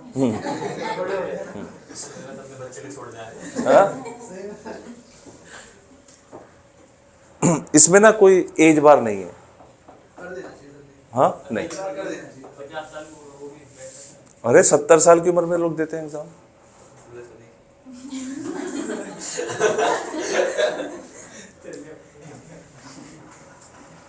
भाई इस चीज की पढ़ाई करके आपको लॉन्ग टर्म किसी कॉन्ट्रैक्ट एम्प्लॉयमेंट में थोड़े ना कि 60 साल के बाद रिटायर हो जाते हैं। नहीं, ये तो आपको जानवर से इंसान बना देती है। क्यों भाई, पहले इंसान तो अब ऐसे बन गए कि 7 बजे कम से कम उठने तो लगे हो। क्यों जी, अब मुझे ऐसा लगता है कि अब अगर सोना भी चाहोगे 10 बजे तो शायद नींद ना आए, क्योंकि आदत बन गई है। नहीं तो इसका मतलब फिर वही है कि वो दुम वाली कहावत ठीक है। नहीं, वो कुछ पाइप वाइप करके है ना, पता नहीं, मैं पूरी नहीं बोल पाऊंगा अभी, कि कितने दिन भी डैश रखो वो ऐसे की ऐसी रहती, जो भी है कि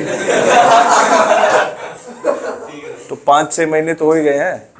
तो 5-6 महीने में भी अगर तुम फिर वैसे रूटीन पे पहुंच जाओगे तो फिर वो पाइप वाली कहावत ठीक है कि कितने भी दिन रखो पाइप में फिर भी। 21 को याद देख लेना। हाँ, किसी का 8 बजे कॉल करना, कोई उठा मिले तो। मेरे को तो 6 बजे के बाद नींद ही नहीं आती। शाम की बात नहीं कर रहे। चलो, विच of the following statement is incorrect. Indifference curve must be downward sloping. अब यहाँ रख देना, यहाँ पे कर देंगे टू द लेफ्ट तो गलत हो जाएगा। ये टू द राइट बोला है, फ्रॉम लेफ्ट टू राइट, तो ये सही है कि गलत है? और हमसे क्या पूछ रहा है? Convexity of the curve implies that slope of curve diminishes as one move from left to सही है. Income elasticity for inferior good to consumer is positive. बस तो आगे पढ़ना है, अब नहीं पढ़ना क्योंकि श्योरिटी से पता है ये गलत है. ठीक है जी. Successive unit of stamp collected by little boy give him greater and greater satisfaction. Exception of what will happen in the rice market if buyer are expecting higher price in near future. Buyer सोच रहे हैं कि आने वाले time में चीज बढ़ने वाली है, करंट में क्या करो, गिव एंड गुड, प्राइस बढ़ने से डिमांड बढ़ेगी.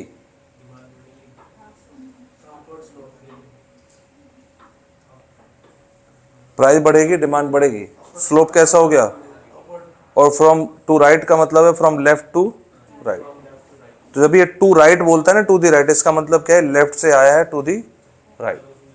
हाँ जी, आ जाएगा. ये तो दिख रहा है ना, बस. कंज्यूमर सरप्लस बोलो जी.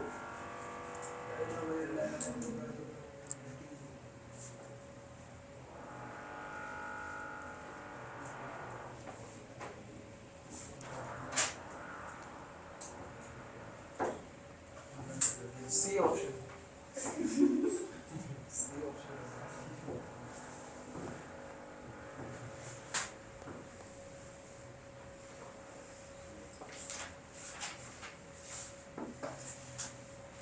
सर जब आपने बॉन्ड डिवीजन दी हुई, आपके तरीकों में फुली आ गए होंगे. नहीं भैया ऐसा कुछ नहीं है. एक से दो है.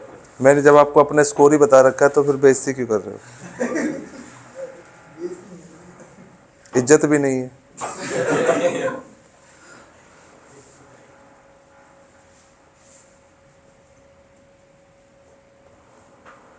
जिसके खुद के टोटल 100 आए हो, किसी को क्या समझाएगा. मैं भी सर वैसे ही करूँ, उससे पास हो जाऊँ. फिर ट्रेनिंग जब आर्टिकलशिप में जाते हैं ना, फिर ज़्यादा क्वेश्चन पूछते हैं. जब ज़्यादा नंबर आते हैं तो फिर कम क्वेश्चन पूछते हैं. अब ये तय आप कर लो. ठीक है.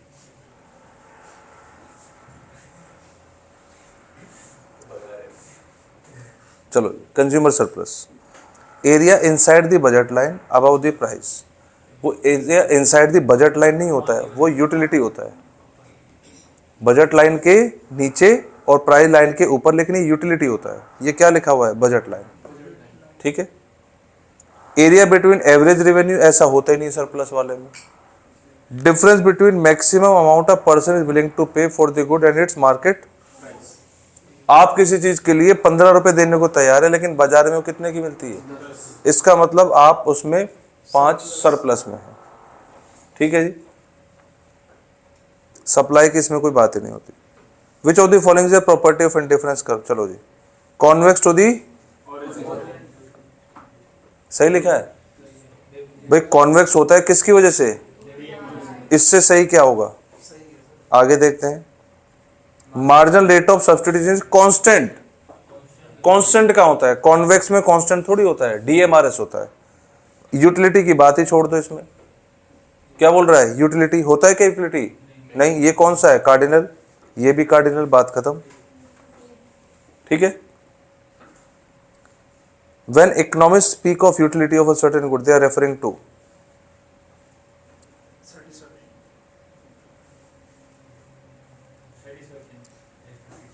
जब यूटिलिटी की बात करें, इसका मतलब क्या है, आप उससे कितनी सेटिस्फेक्शन ड्राइव कर पाएंगे. अ वर्टिकल सप्लाई कर parallel to Y axis.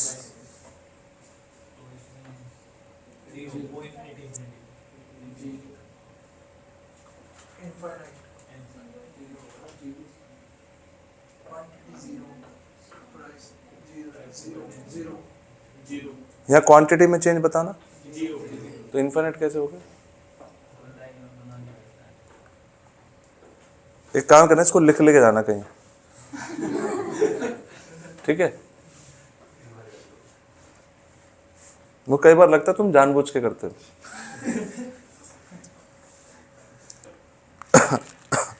for a normal good with a demand sloping, downward sloping demand curve. Normal good. Income बढ़ेगी तो, इनकम घटेगी तो, बताओ जी भाई। एक बात तो पक्की, नेगेटिव तो हो नहीं सकता क्योंकि गुड्स कौन से हैं, तो नॉर्मल में नेगेटिव नेगेटिव तो हटा दो, अब बी और सी पढ़ लो क्या नजर आ रहा है।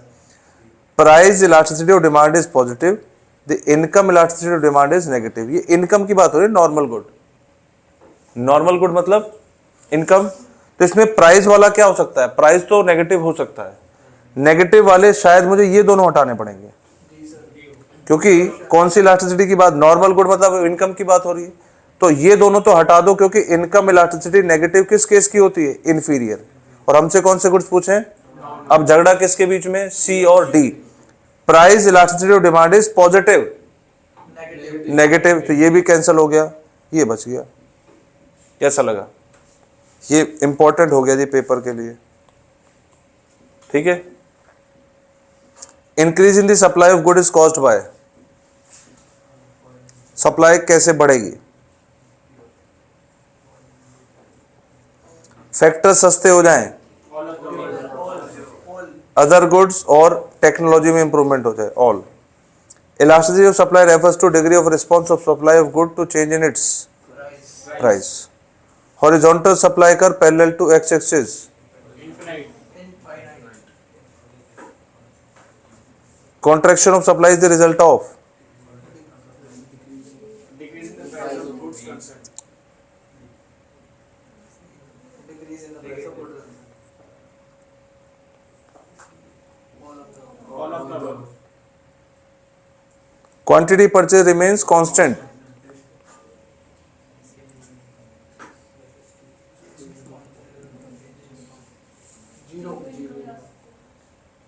क्वांटिटी परचेज रिमेन्स कांस्टेंट, तो जीरो हो गया ना, no change in quantity, zero कहाँ है, अब इनकम लिखा हुआ है तो पक्का इनकम इलास्टिसिटी होगी, C. As income increases the consumer will go on superior goods, इनकम बढ़ेगी तो नॉर्मल गुड्स की तरफ ज्यादा जाएगा, consequently demand for inferior good will fall, ठीक है। This mean inferior goods have negative, कौन सी, ये याद रखना, नेगेटिव के साथ साथ क्या याद रखना है, income. When income increases, money spent on necessary of life may not increase in the same proportion. Income बढ़ने से जरूरी नहीं है कि आप नेसेसरी गुड्स पे उसी प्रोपोर्शन में खर्चा करें, इसका मतलब गुड्स की इलास्टिसिटी कैसी है,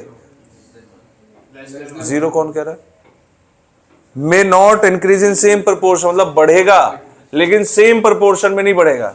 इनकम 40 से बढ़ गई, हो सकता है 10 से बढ़े लेकिन बढ़ेगा, तो जीरो कैसे हो जाएगी, less than 1। Luxury goods, jewellery, fancy articles, luxury goods मोर इलास्टिक, मोर इलास्टिक मतलब a good which cannot be consumed more than once, relative price,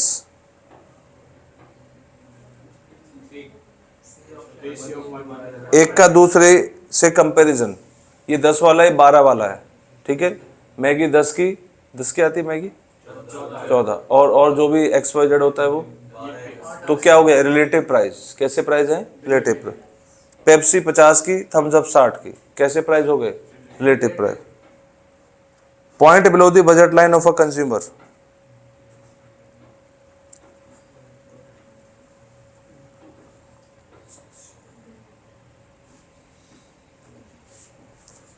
below the budget line, ये बजट लाइन है, इसके अंदर ये अटेनेबल है कि अनअटेनेबल है, पढ़ो। cost less than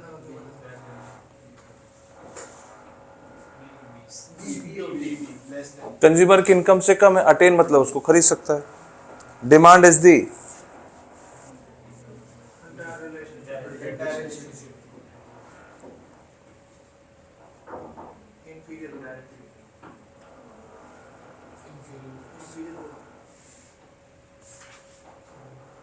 price of tomato increases, people buy more tomato puree.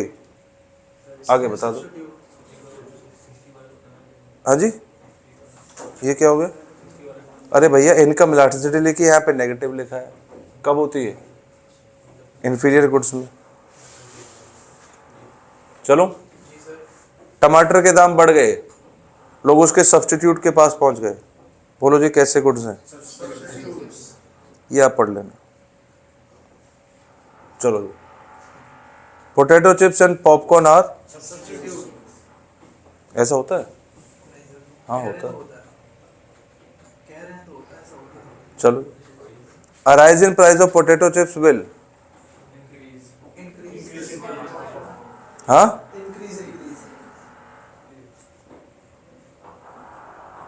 quantity of popcorn sold will, increase तो answer, price of orange juice increases, demand for apple juice। Increase because there substitute. भाई एक बात बताओ, juice वाले भैया बैठे हैं,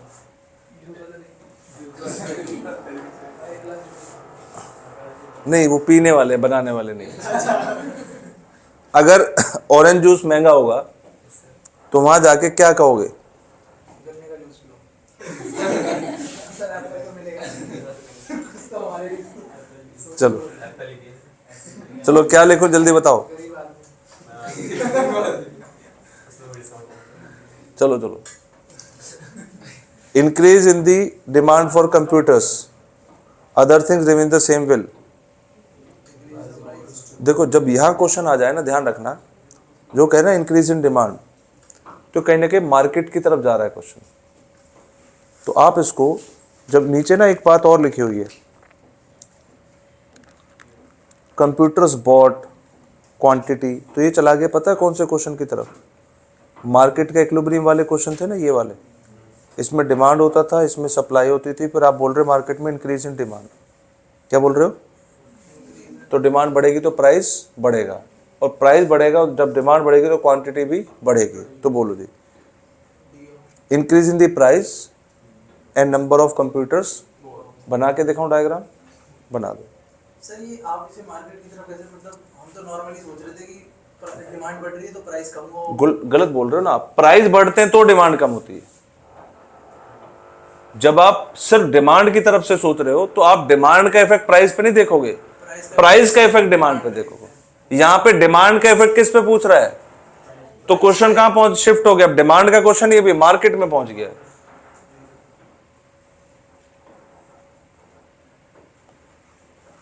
ये हो गया डिमांड, ये हो गई सप्लाई। क्वेश्चन क्या कह रहा है? Increase in the demand for computers. Nikita ji, demand किस तरह बढ़ाऊं? अपवर्ड। तो ये मैंने अपवर्ड बढ़ा दी। इसका इंपैक्ट क्या आ रहा है जल्दी बताओ। और साथ में क्वेश्चन क्या कह रहा है? Increase in the price, yes, number of computers bought, दोनों। आया समझ में? तो इंपैक्ट किसका देख रहे हैं? डिमांड का इंपैक्ट प्राइस पे। आया समझ में? तो इसलिए हम ये डायग्राम, मार्केट के जो इक्विलिब्रियम के हमने शायद 15-16 डायग्राम बनाए, this is one of them. याद आ गया आपको? हमने एक इक्विलिब्रियम बनाया था, बाकी 10 केस अलग से बनाए थे। ठीक। When total demand for a commodity whose price has fallen increases, total demand for a commodity जिसका प्राइस कम हुआ है increases, it is due to, याद करो हमने पढ़ा हुआ है why the slope of demand का नेगेटिव में income effect, substitution effect, price effect, ये सब पढ़े हुए हैं। तो यहाँ पे लिखा है अगर डिमांड ऑफ अ कमोडिटी जिसका प्राइस कम हुआ है वो अगर बढ़ रहा है तो क्या इफेक्ट है ये? और price effect is the sum total of substitution effect and income effect. ठीक है। With a fall in the price of a commodity, जब कोई भी चीज सस्ती होती है उससे पता क्या होता है? आपकी जेब में रखे हुए पैसे की परचेजिंग पावर बढ़ जाती है। आप मार्केट में 25 रुपए का पेन लेने जा रहे हैं, पेन का प्राइस कितना है? 25 रुपए, और आपकी पॉकेट में पैसे कितने हैं? 100 रुपए। तो बोलो कितने पेन खरीद पाओगे? बाजार में पेन सस्ते हो गए तो जेब में अभी भी 100 ही हैं, लेकिन इससे आपकी रियल इनकम बढ़ गई। तो जो अभी ज्यादा क्वांटिटी खरीदते हो इसको बोलते हैं कंज्यूमर की रियल इनकम का बढ़ जाना, क्योंकि रियल इनकम का दूसरा मतलब क्या होता है? Purchasing power. समझ में आया? तो अच्छा क्वेश्चन है। With an increase in the price of diamond, the quantity demand also increases. Example that exhibit direct price demand relation. When demand for a commodity increases with a fall in price, it is known as. अरे price कम होने से demand बढ़ गई. Quantity supply for a good or service is the amount that.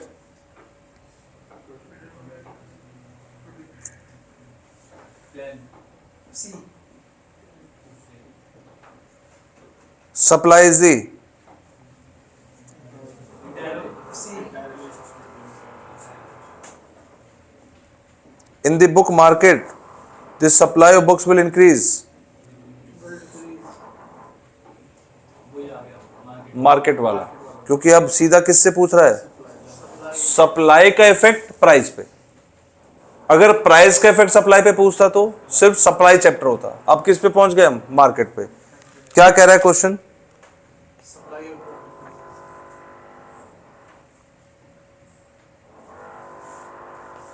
Demand supply. कह रहा है the supply of book will decrease. करो जी, सप्लाई को डिक्रीज करो. हो गया डिक्रीज. इंपैक्ट बताओ. प्राइस बढ़ गया. कह रहा है इसमें से any if any of the following occur except, एक चीज नहीं होगी. क्या कह रहा है? A decrease in the number of book publisher. बोलो जल्दी से. ये तो हो रहा है, सप्लाई कम हो रही है, ये तो ठीक है. हमें क्या पूछ रहा है? A decrease in the price of the book. नहीं है समझ में. Next, increase in the future expected price. Yes. Increase in the price of paper used. सारी चीजें हो रही हैं, बस एक चीज नहीं हो रही है. ठीक है, समझ में आ रहा है? जब ऐसे क्वेश्चन आ जाए, कुछ झगड़ा ही नहीं, डायग्राम बनाओ, सब वहीं से देख देख के लिखते रहो. ठीक है, डायग्राम भी कहीं रफ में, अब डायग्राम भी ऐसा नहीं लेके स्केल बना के बैठ जाओ, फटाफट बनाओ, रफली चेक कर लो. आगे बात समझ में. If the price of computer increases by, supply increases by, तो फॉर्मूला में क्या पुट करें? ऐसे लिखेंगे या 10/25, क्योंकि क्वांटिटी को ऊपर लिखते हैं, प्राइस को नीचे. आंसर बोलो. सही है. सी. क्यों? सप्लाई लिखा है, डिमांड होता तो आंसर सी होता. क्या ये भी ध्यान रखना है? Increase the number of seller of bikes. Market में क्या हो गया है? Number of seller of bike क्या हो गया है? तो क्या करना है जल्दी बताओ. Increase the supply of bikes. अब एक डायग्राम तो होता है जो माइंड में बना लेते हैं, और अगर माइंड में जगह ना हो तो फिर पेपर पे बना लो. क्या कह रहा है? Increase in the number of seller. जल्दी बोलो. सप्लाई बढ़ जाएगी, प्राइस क्या हो रहा है? कम हो रहे हैं, क्वांटिटी क्या हो रही है? बढ़ रही है. चेक करके बताओ. सी और normal. Will increase the. Increase क्या नजर आ रहा है? Supply. The supply of bottle water decreases, other thing remain the. अब वर्ड ही खुद ही आ गया है, और ये तो हमें पता ही है. अब मैं आपके लिए बना रहा हूं, वरना आंसर आप खुद भी बता सकते हो. Supply of bottle water increases. Supply बोलो.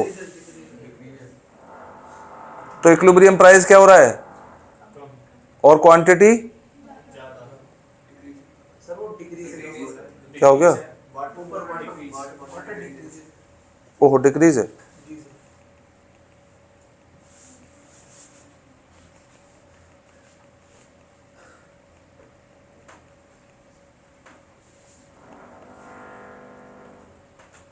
इंक्रीज डिक्रीज, ये option.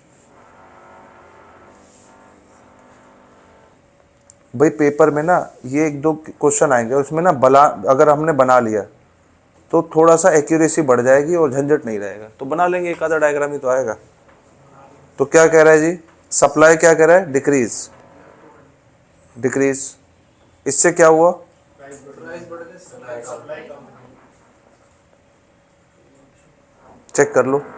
Equilibrium price will increase और क्वांटिटी विल. आगे समझ में? तो हम रट के तो नहीं जाएंगे, हम बना के देख लेंगे. मैं ये भी नहीं कह रहा हूं याद करके जाना, प्रैक्टिस करके जाना, मैं कह रहा हूं बना लेना।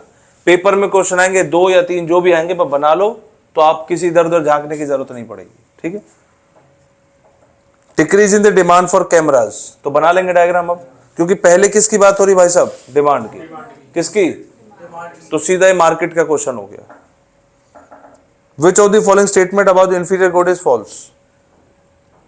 Inferior goods are those good that will never buy no matter how cheap they are. गलत बात है।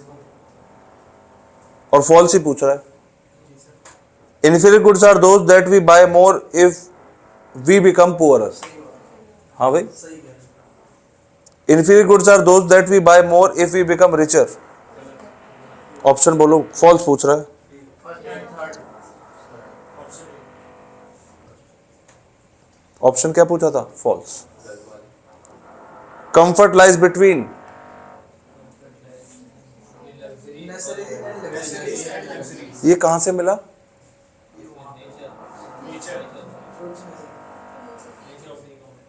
Factors affecting elasticity of demand का पॉइंट नंबर 1, पॉइंट नंबर 1 में था nature of the commodity. Nature में पहले लिखा था नेसेसरी, फिर कंफर्ट, फिर लग्जरी। कह रहा है कंफर्ट किन 2 चीजों के बीच में आता है?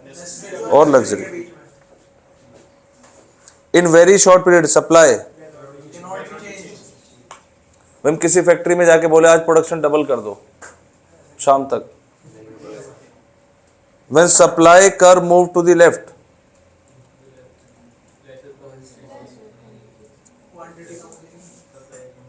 Supply curve move to the left का मतलब क्वांटिटी कम होगी, प्राइस क्या है? सेम, क्योंकि सप्लाई कर लेफ्ट में जा रहा है, अपवर्ड और डाउनवर्ड नहीं जा रहा है। लेफ्टवर्ड का मतलब होता है शिफ्टिंग, और शिफ्टिंग होती है without change in price. When supply curve move to the right,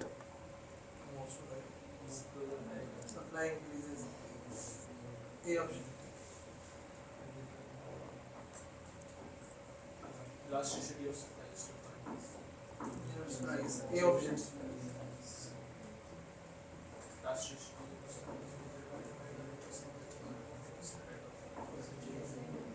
price. C option. Percentage of price. Formula पूछ रहा है बस इंग्लिश में। ठीक है। इलास्टिसिटी ऑफ सप्लाई 0 जी।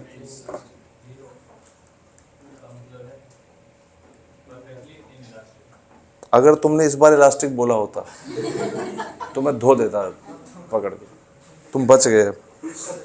हाँ, अभी दिक्कत हो जाती। Elasticity of supply is greater than 1।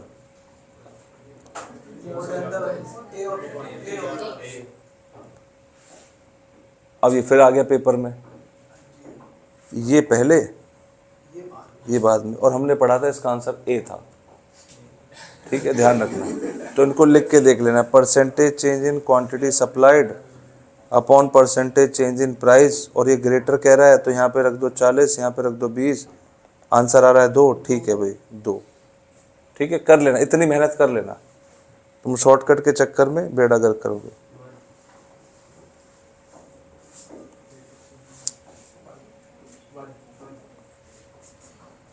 ये कर लोगे 89? ये एक बार कर दो, मतलब ये तो आप जितनी बार पढ़ाओगे एक बार कर ही दिया करो। नहीं क्यों भैया? एक भी बार नहीं किया है? अभी रुक जाओ। ये आपको इक्वेशन दे रखी है प्राइस और डिमांड की। प्राइस कितना बोल रहा है? लीनियर इक्वेशन इन 1 वेरिएबल पढ़ा होगा मैथमेटिक्स में, कल ही था मैथ का पेपर। बोलो ठीक। ये क्या दिया है? ये क्या दिया है? फंक्शन बोलो, फॉर्मूला बोलो। P upon Q, delta Q upon P बोलो, क्यू बोलो। इसको बोलते हैं स्लोप, और स्लोप को बोलते हैं कोफिशिएंट। 10 हो जाएगा। और 10 का कोफिशिएंट क्या? P का कोफिशिएंट क्या है? 10। तो इस पूरे की वैल्यू 10 है। क्वेश्चन किसका है? बहुत टफ था, बोलो। Delta Q upon delta P को क्या बोलते हैं? स्लोप। और स्लोप को क्या बोलते हैं? कोफिशिएंट। कोफिशिएंट का मतलब होता है मल्टीपल। मैथ की गहराई है ये। क्या है? मल्टीपल। तो 10 का p का मल्टीपल क्या है? 10। 10 ही क्या है? और कोफिशिएंट को क्या बोलते हैं? अब ठीक है, भूलोगे तो नहीं। चलो ये आप बताओगे। 20-10 हाँ, 20 और 10 ये भी ध्यान रखना, पेपर में इसको बदल भी सकते हैं, तो फिर लॉजिक भी पता होना चाहिए। खर्चा, कंज्यूमर की इनकम कितनी है? Spend on. तो price of these two commodities, जब दीज टू करे तो पहले क्या लिखा है, फिर क्या लिखा है? तो पेपर में अगर चॉकलेट पहले हो गया, आइसक्रीम बाद में हो गया, आंसर बदल जाएगा। इसलिए 20-10 रट्टा नहीं लगाना है। पहले आंसर किसका पूछा है? तो पहले इनकम लिखो और डिवाइडेड बाय कितनी क्वांटिटी आइसक्रीम की? 45। तो पहले ये है, फिर 900 अपॉन इसकी कितनी है? 90 अब पहले आइसक्रीम पूछा है, फिर चॉकलेट पूछा है, इसलिए 20 पहले 10 बाद में। अगर क्वेश्चन यही अंग्रेजी में फेरबदल कर दे तो आंसर ए हो जाएगा। ठीक है, बात समझ में आ गई? कभी आप बोलो जी हमारे साथ धोखा हो गया, हमें पता ही नहीं चला। ठीक है, no matter what is the price of coffee, कोई फर्क नहीं पड़ता। Arjun always spend total of exactly 100 per week on coffee. Unit last week पता नहीं, एक्सपेंडिचर मेथड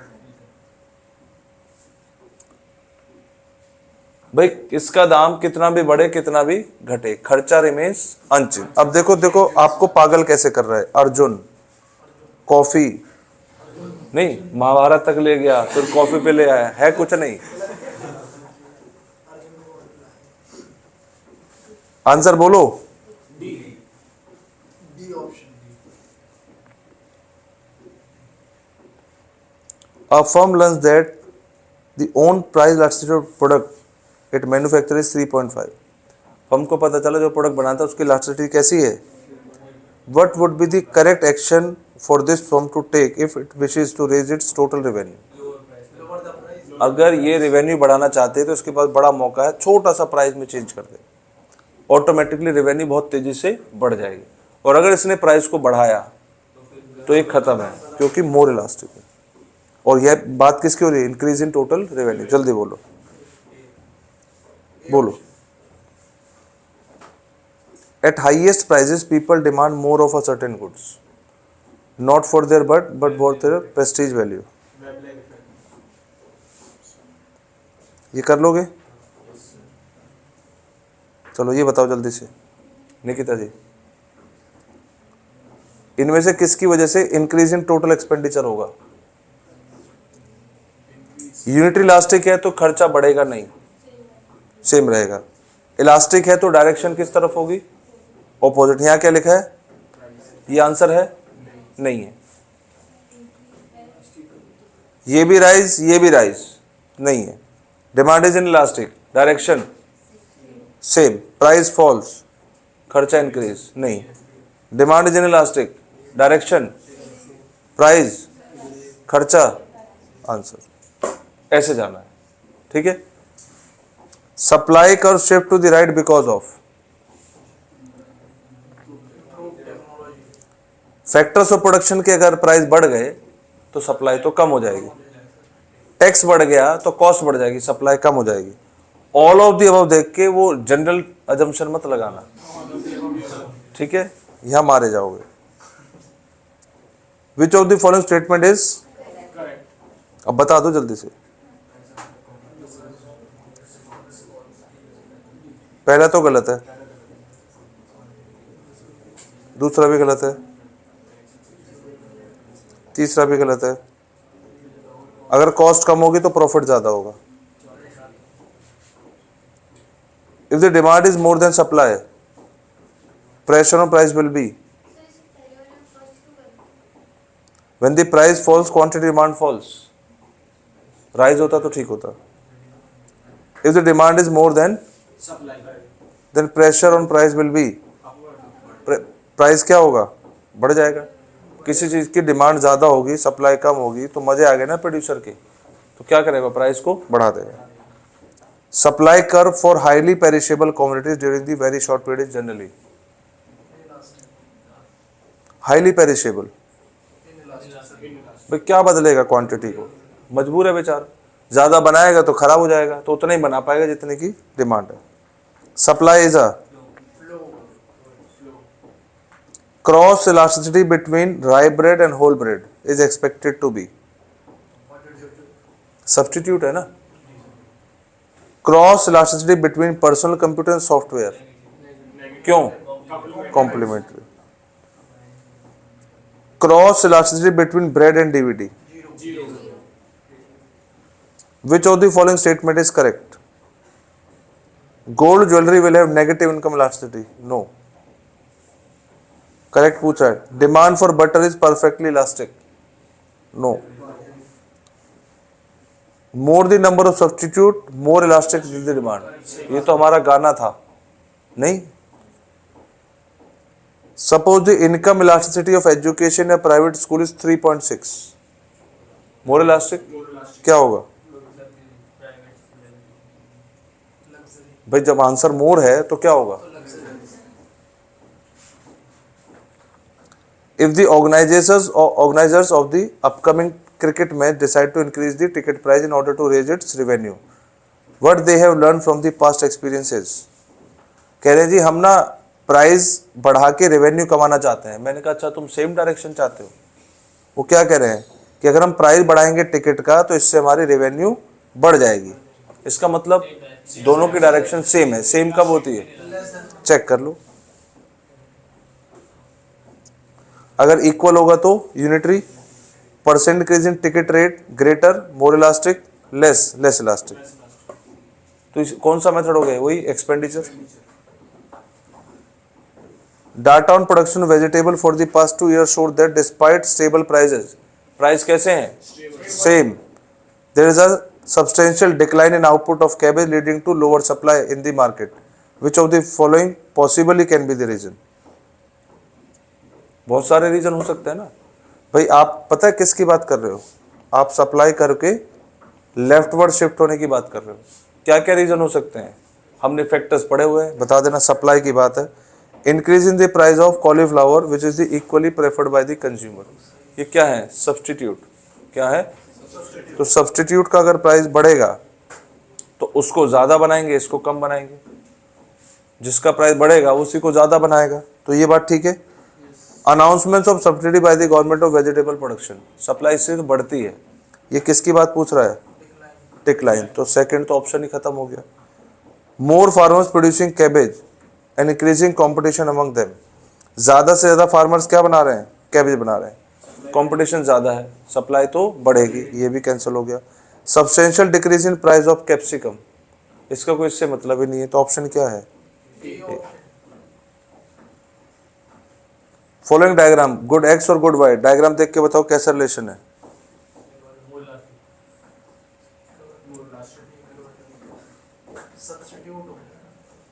रिलेशन डायरेक्ट और पॉजिटिव होगा। प्राइस बढ़ाओगे डिमांड बढ़ेगी, तो रिलेशन कैसा है, गुड एक्स और गुड वाई आपस में कैसे हैं, सब्स्टिट्यूट।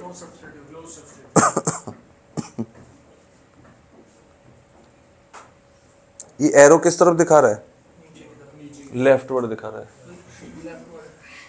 ये नीचे कैसे हो सकता है, लेफ्टवर्ड। तो लेफ्टवर्ड का मतलब यहां पे ठीक है। तो यहां पे डिमांड कम हो रही कि ज्यादा, चलो बताओ रीजन।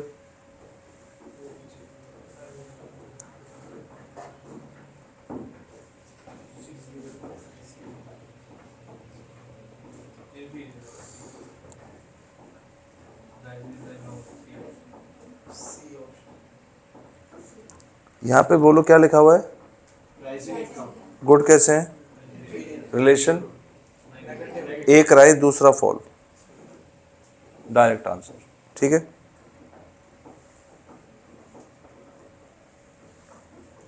सप्लाई क्या हो रही है,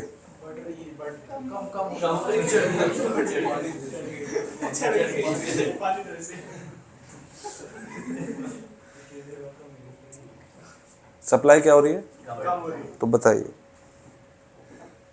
इसमें पूछ रहा है ट्रू इवेंट, इसमें से सब बाकी गलत है, एक सही है। Fall in wage cost, wage कम होंगे तो सप्लाई तो ज्यादा होगी, क्योंकि क्या है, input shortage of raw material and consequent increase in raw material price. Raw material price बढ़ेंगे तो इनपुट बढ़ेगी, इनपुट बढ़ेगी तो कॉस्ट बढ़ेगी, कॉस्ट बढ़ेगी प्रॉफिट घटेगा, प्रॉफिट घटेगा सप्लाई घटेगी। This could be the reason. Increase in subsidy, तो उससे तो बढ़ेगी। रिडक्शन इन टैक्सेस, उससे भी बढ़ेगी, बढ़ेगी मतलब शिफ्ट किस तरफ होगी, right word. Decrease in market price of the commodity in question, question का है क्लियर है एकदम, बोलो जी, ठीक है। The demand curve for a normal good has shifted to the right. Normal goods किस तरफ जा रहे हैं, राइट की तरफ। क्या रीजन रहा होगा, पढ़ते हैं जी। Fall in the price of substitute का रिलेशन कैसा होता है, डायरेक्ट और पॉजिटिव। ये फॉल होगा तो वो भी फॉल होगा, तो राइट तो नहीं होगी, बोलो ठीक। A fall in the nominal income of the consumer, अगर कंज्यूमर की इनकम कम होगी तो नॉर्मल गुड्स में कम होने से वो बढ़ेगी कि घटेगी, फॉल इन इनकम, वो तो घटेगी, ये कौन सा बता रहा है, बढ़ेगी। अब fall in the price of complementary goods, complementary goods का रिलेशन कैसा होता है, अब fall in the price of normal good, other thing remains the same, यहां पे रिलेशन कैसा है, पॉजिटिव। तो आंसर तो शिफ्ट टू द राइट पूछ रहा है ना, तो यहां तो बढ़ना चाहिए। तो कब बढ़ेगा, नॉर्मल गुड्स की डिमांड कब बढ़ेगी, तो ऑप्शन में आइए सी और डी में देखो, लास्ट वाला क्लियर कर दिया है, क्या है, fall in the price of normal good, अगर उनके प्राइस कम होंगे। मुझे बताइए, हाँ बढ़ जाएगी, अगर नॉर्मल गुड्स के प्राइस कम हो जाएंगे, other thing remains the same, जल्दी बताओ।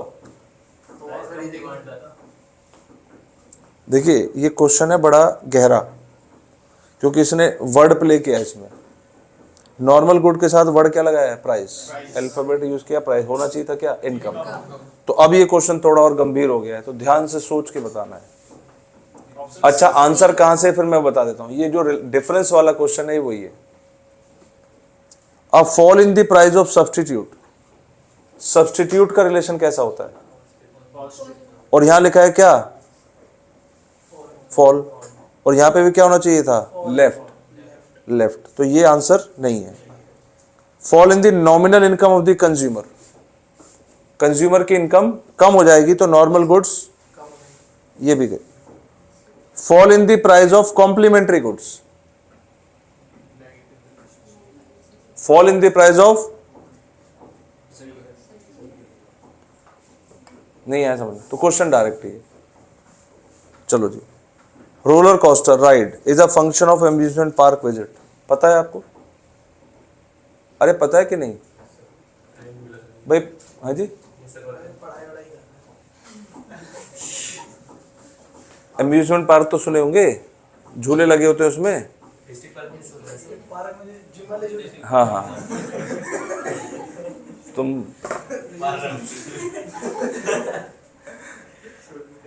If the price of amusement park entry fall, अगर वो सस्ता हो जाए, और एम्यूजमेंट पार्क में लोग क्यों जाते हैं, झूला झूलने के लिए, ठीक है, और वहां पे अगर एंट्री सस्ती हो जाए, तो डिमांड बढ़ जाएगी। हाँ सही बात है। आराम से, इतनी जल्दी सही मत बोला करो, यही तो दिक्कत है, आराम से तसल्ली से।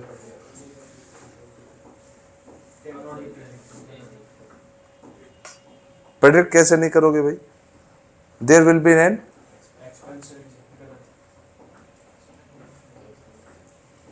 अब आंसर है ये, बी में से कैसे हो जाएगा भैया,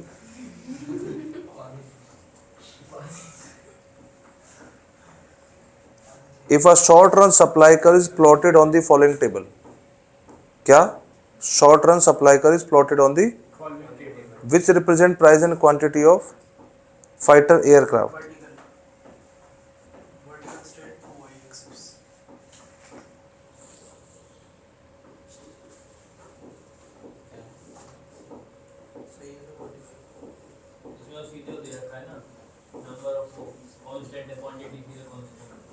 तो बताओ जब क्वांटिटी कांस्टेंट होती है तो आपका ही क्वेश्चन हो गया।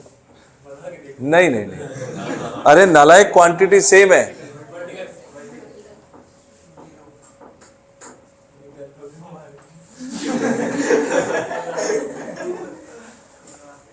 ये कर लोगे 114 कर रखा है ये। अब भाई आगे के क्वेश्चन जो है ये देख लेना, आप 2-4 और बच गए। कर लोगे कि दोबारा बता दूं? ये भी देख लो, ये मत कहना सर उन्हीं में से आ गया था। चलो अभी हम हाँ जी लो जी 19 पूछ लो। When price rises from F to how would the budget, मैं सारे बताऊंगा। Price rises from F to E, increase in revenue earned by the seller, F to E। अच्छा, जब F है तो क्वांटिटी कितनी खरीद रहे हो? Q। तो जब F इंटू Q करोगे तो यही रेंज मिलेगी, बोलो। और जब E इंटू Q1 करोगे तो रेंज कौन सी मिलेगी? पहले इस F इंटू यहां पे होगा Q1, तो ये रेंज है। और जब ये करोगे तो ये रेंज है। तो आपको अलग से कौन सा पार्ट नजर आ रहा है? ये वाला। तो क्या नजर आ रहा है हमें? E F G R। तो रेवेन्यू कितने से बढ़ जाएगी ढूंढ लेते हैं। ऑप्शन ए, ठीक है। How would that budget line be affected if the price of both good fell? अगर प्राइस दोनों गुड्स का ही कम हो जाए तो बजट लाइन में क्या होता है? जैसे ये एक बजट लाइन है तो हमने इसकी मूवमेंट पड़ी हुई है। एक में चेंज होगा तो क्या होगा? ये आउटवर्ड और इनवर्ड। ये दोनों में चेंज कह रहे थे, जब दोनों में चेंज होगा तो कैसे होगा? अगर कंज्यूमर की इनकम कम हो जाएगी तो क्वांटिटी कम खरीदेगा, ज्यादा हो जाएगी ज्यादा खरीदेगा। तो चेंज दोनों में आ रहा है कि एक में आ रहा है? दोनों। तो क्वेश्चन ने पूछा both good. Budget line would not shift, हो तो रही है शिफ्ट, तो पहला आंसर नहीं है। New budget line must be parallel to the old budget line, ठीक है। मस्ट नहीं हो सकता क्योंकि यहां पे पूछा दोनों के कम हो गए हैं। तीसरा, budget line must be shifting to the left, कह रहा है फेल। अगर प्राइस कम हो जाएंगे तो बजट लाइन कहां जाएगी? ऊपर की तरफ, क्योंकि ज्यादा क्वांटिटी खरीद पाओगे। New budget line will have the same slope, जैसा स्लोप इसका है कैसा है? डाउनवर्ड, उसका भी क्या होगा? Downward. As long as the price of both good change in the same proportion. बोलो जी, ठीक है। तो यहां तक हमने एक एंटायर यूनिट खत्म कर ली है। अब आपके पास पढ़ने को है प्रोडक्शन कॉस्ट और उसके क्वेश्चन। तो आप लोग एक बार गो थ्रू करेंगे किसको? प्रोडक्शन को, कॉस्ट को। अभी आपके पास 15 मिनट का ब्रेक है, उसमें आप पढ़ लीजिए, पानी वानी पी लीजिए, फिर हम प्रोडक्शन कॉस्ट के इंपॉर्टेंट क्वेश्चन कवर करेंगे जिसमें ज्यादा टाइम लगता है, ठीक है। राहुल जी इसको रोक दीजिए।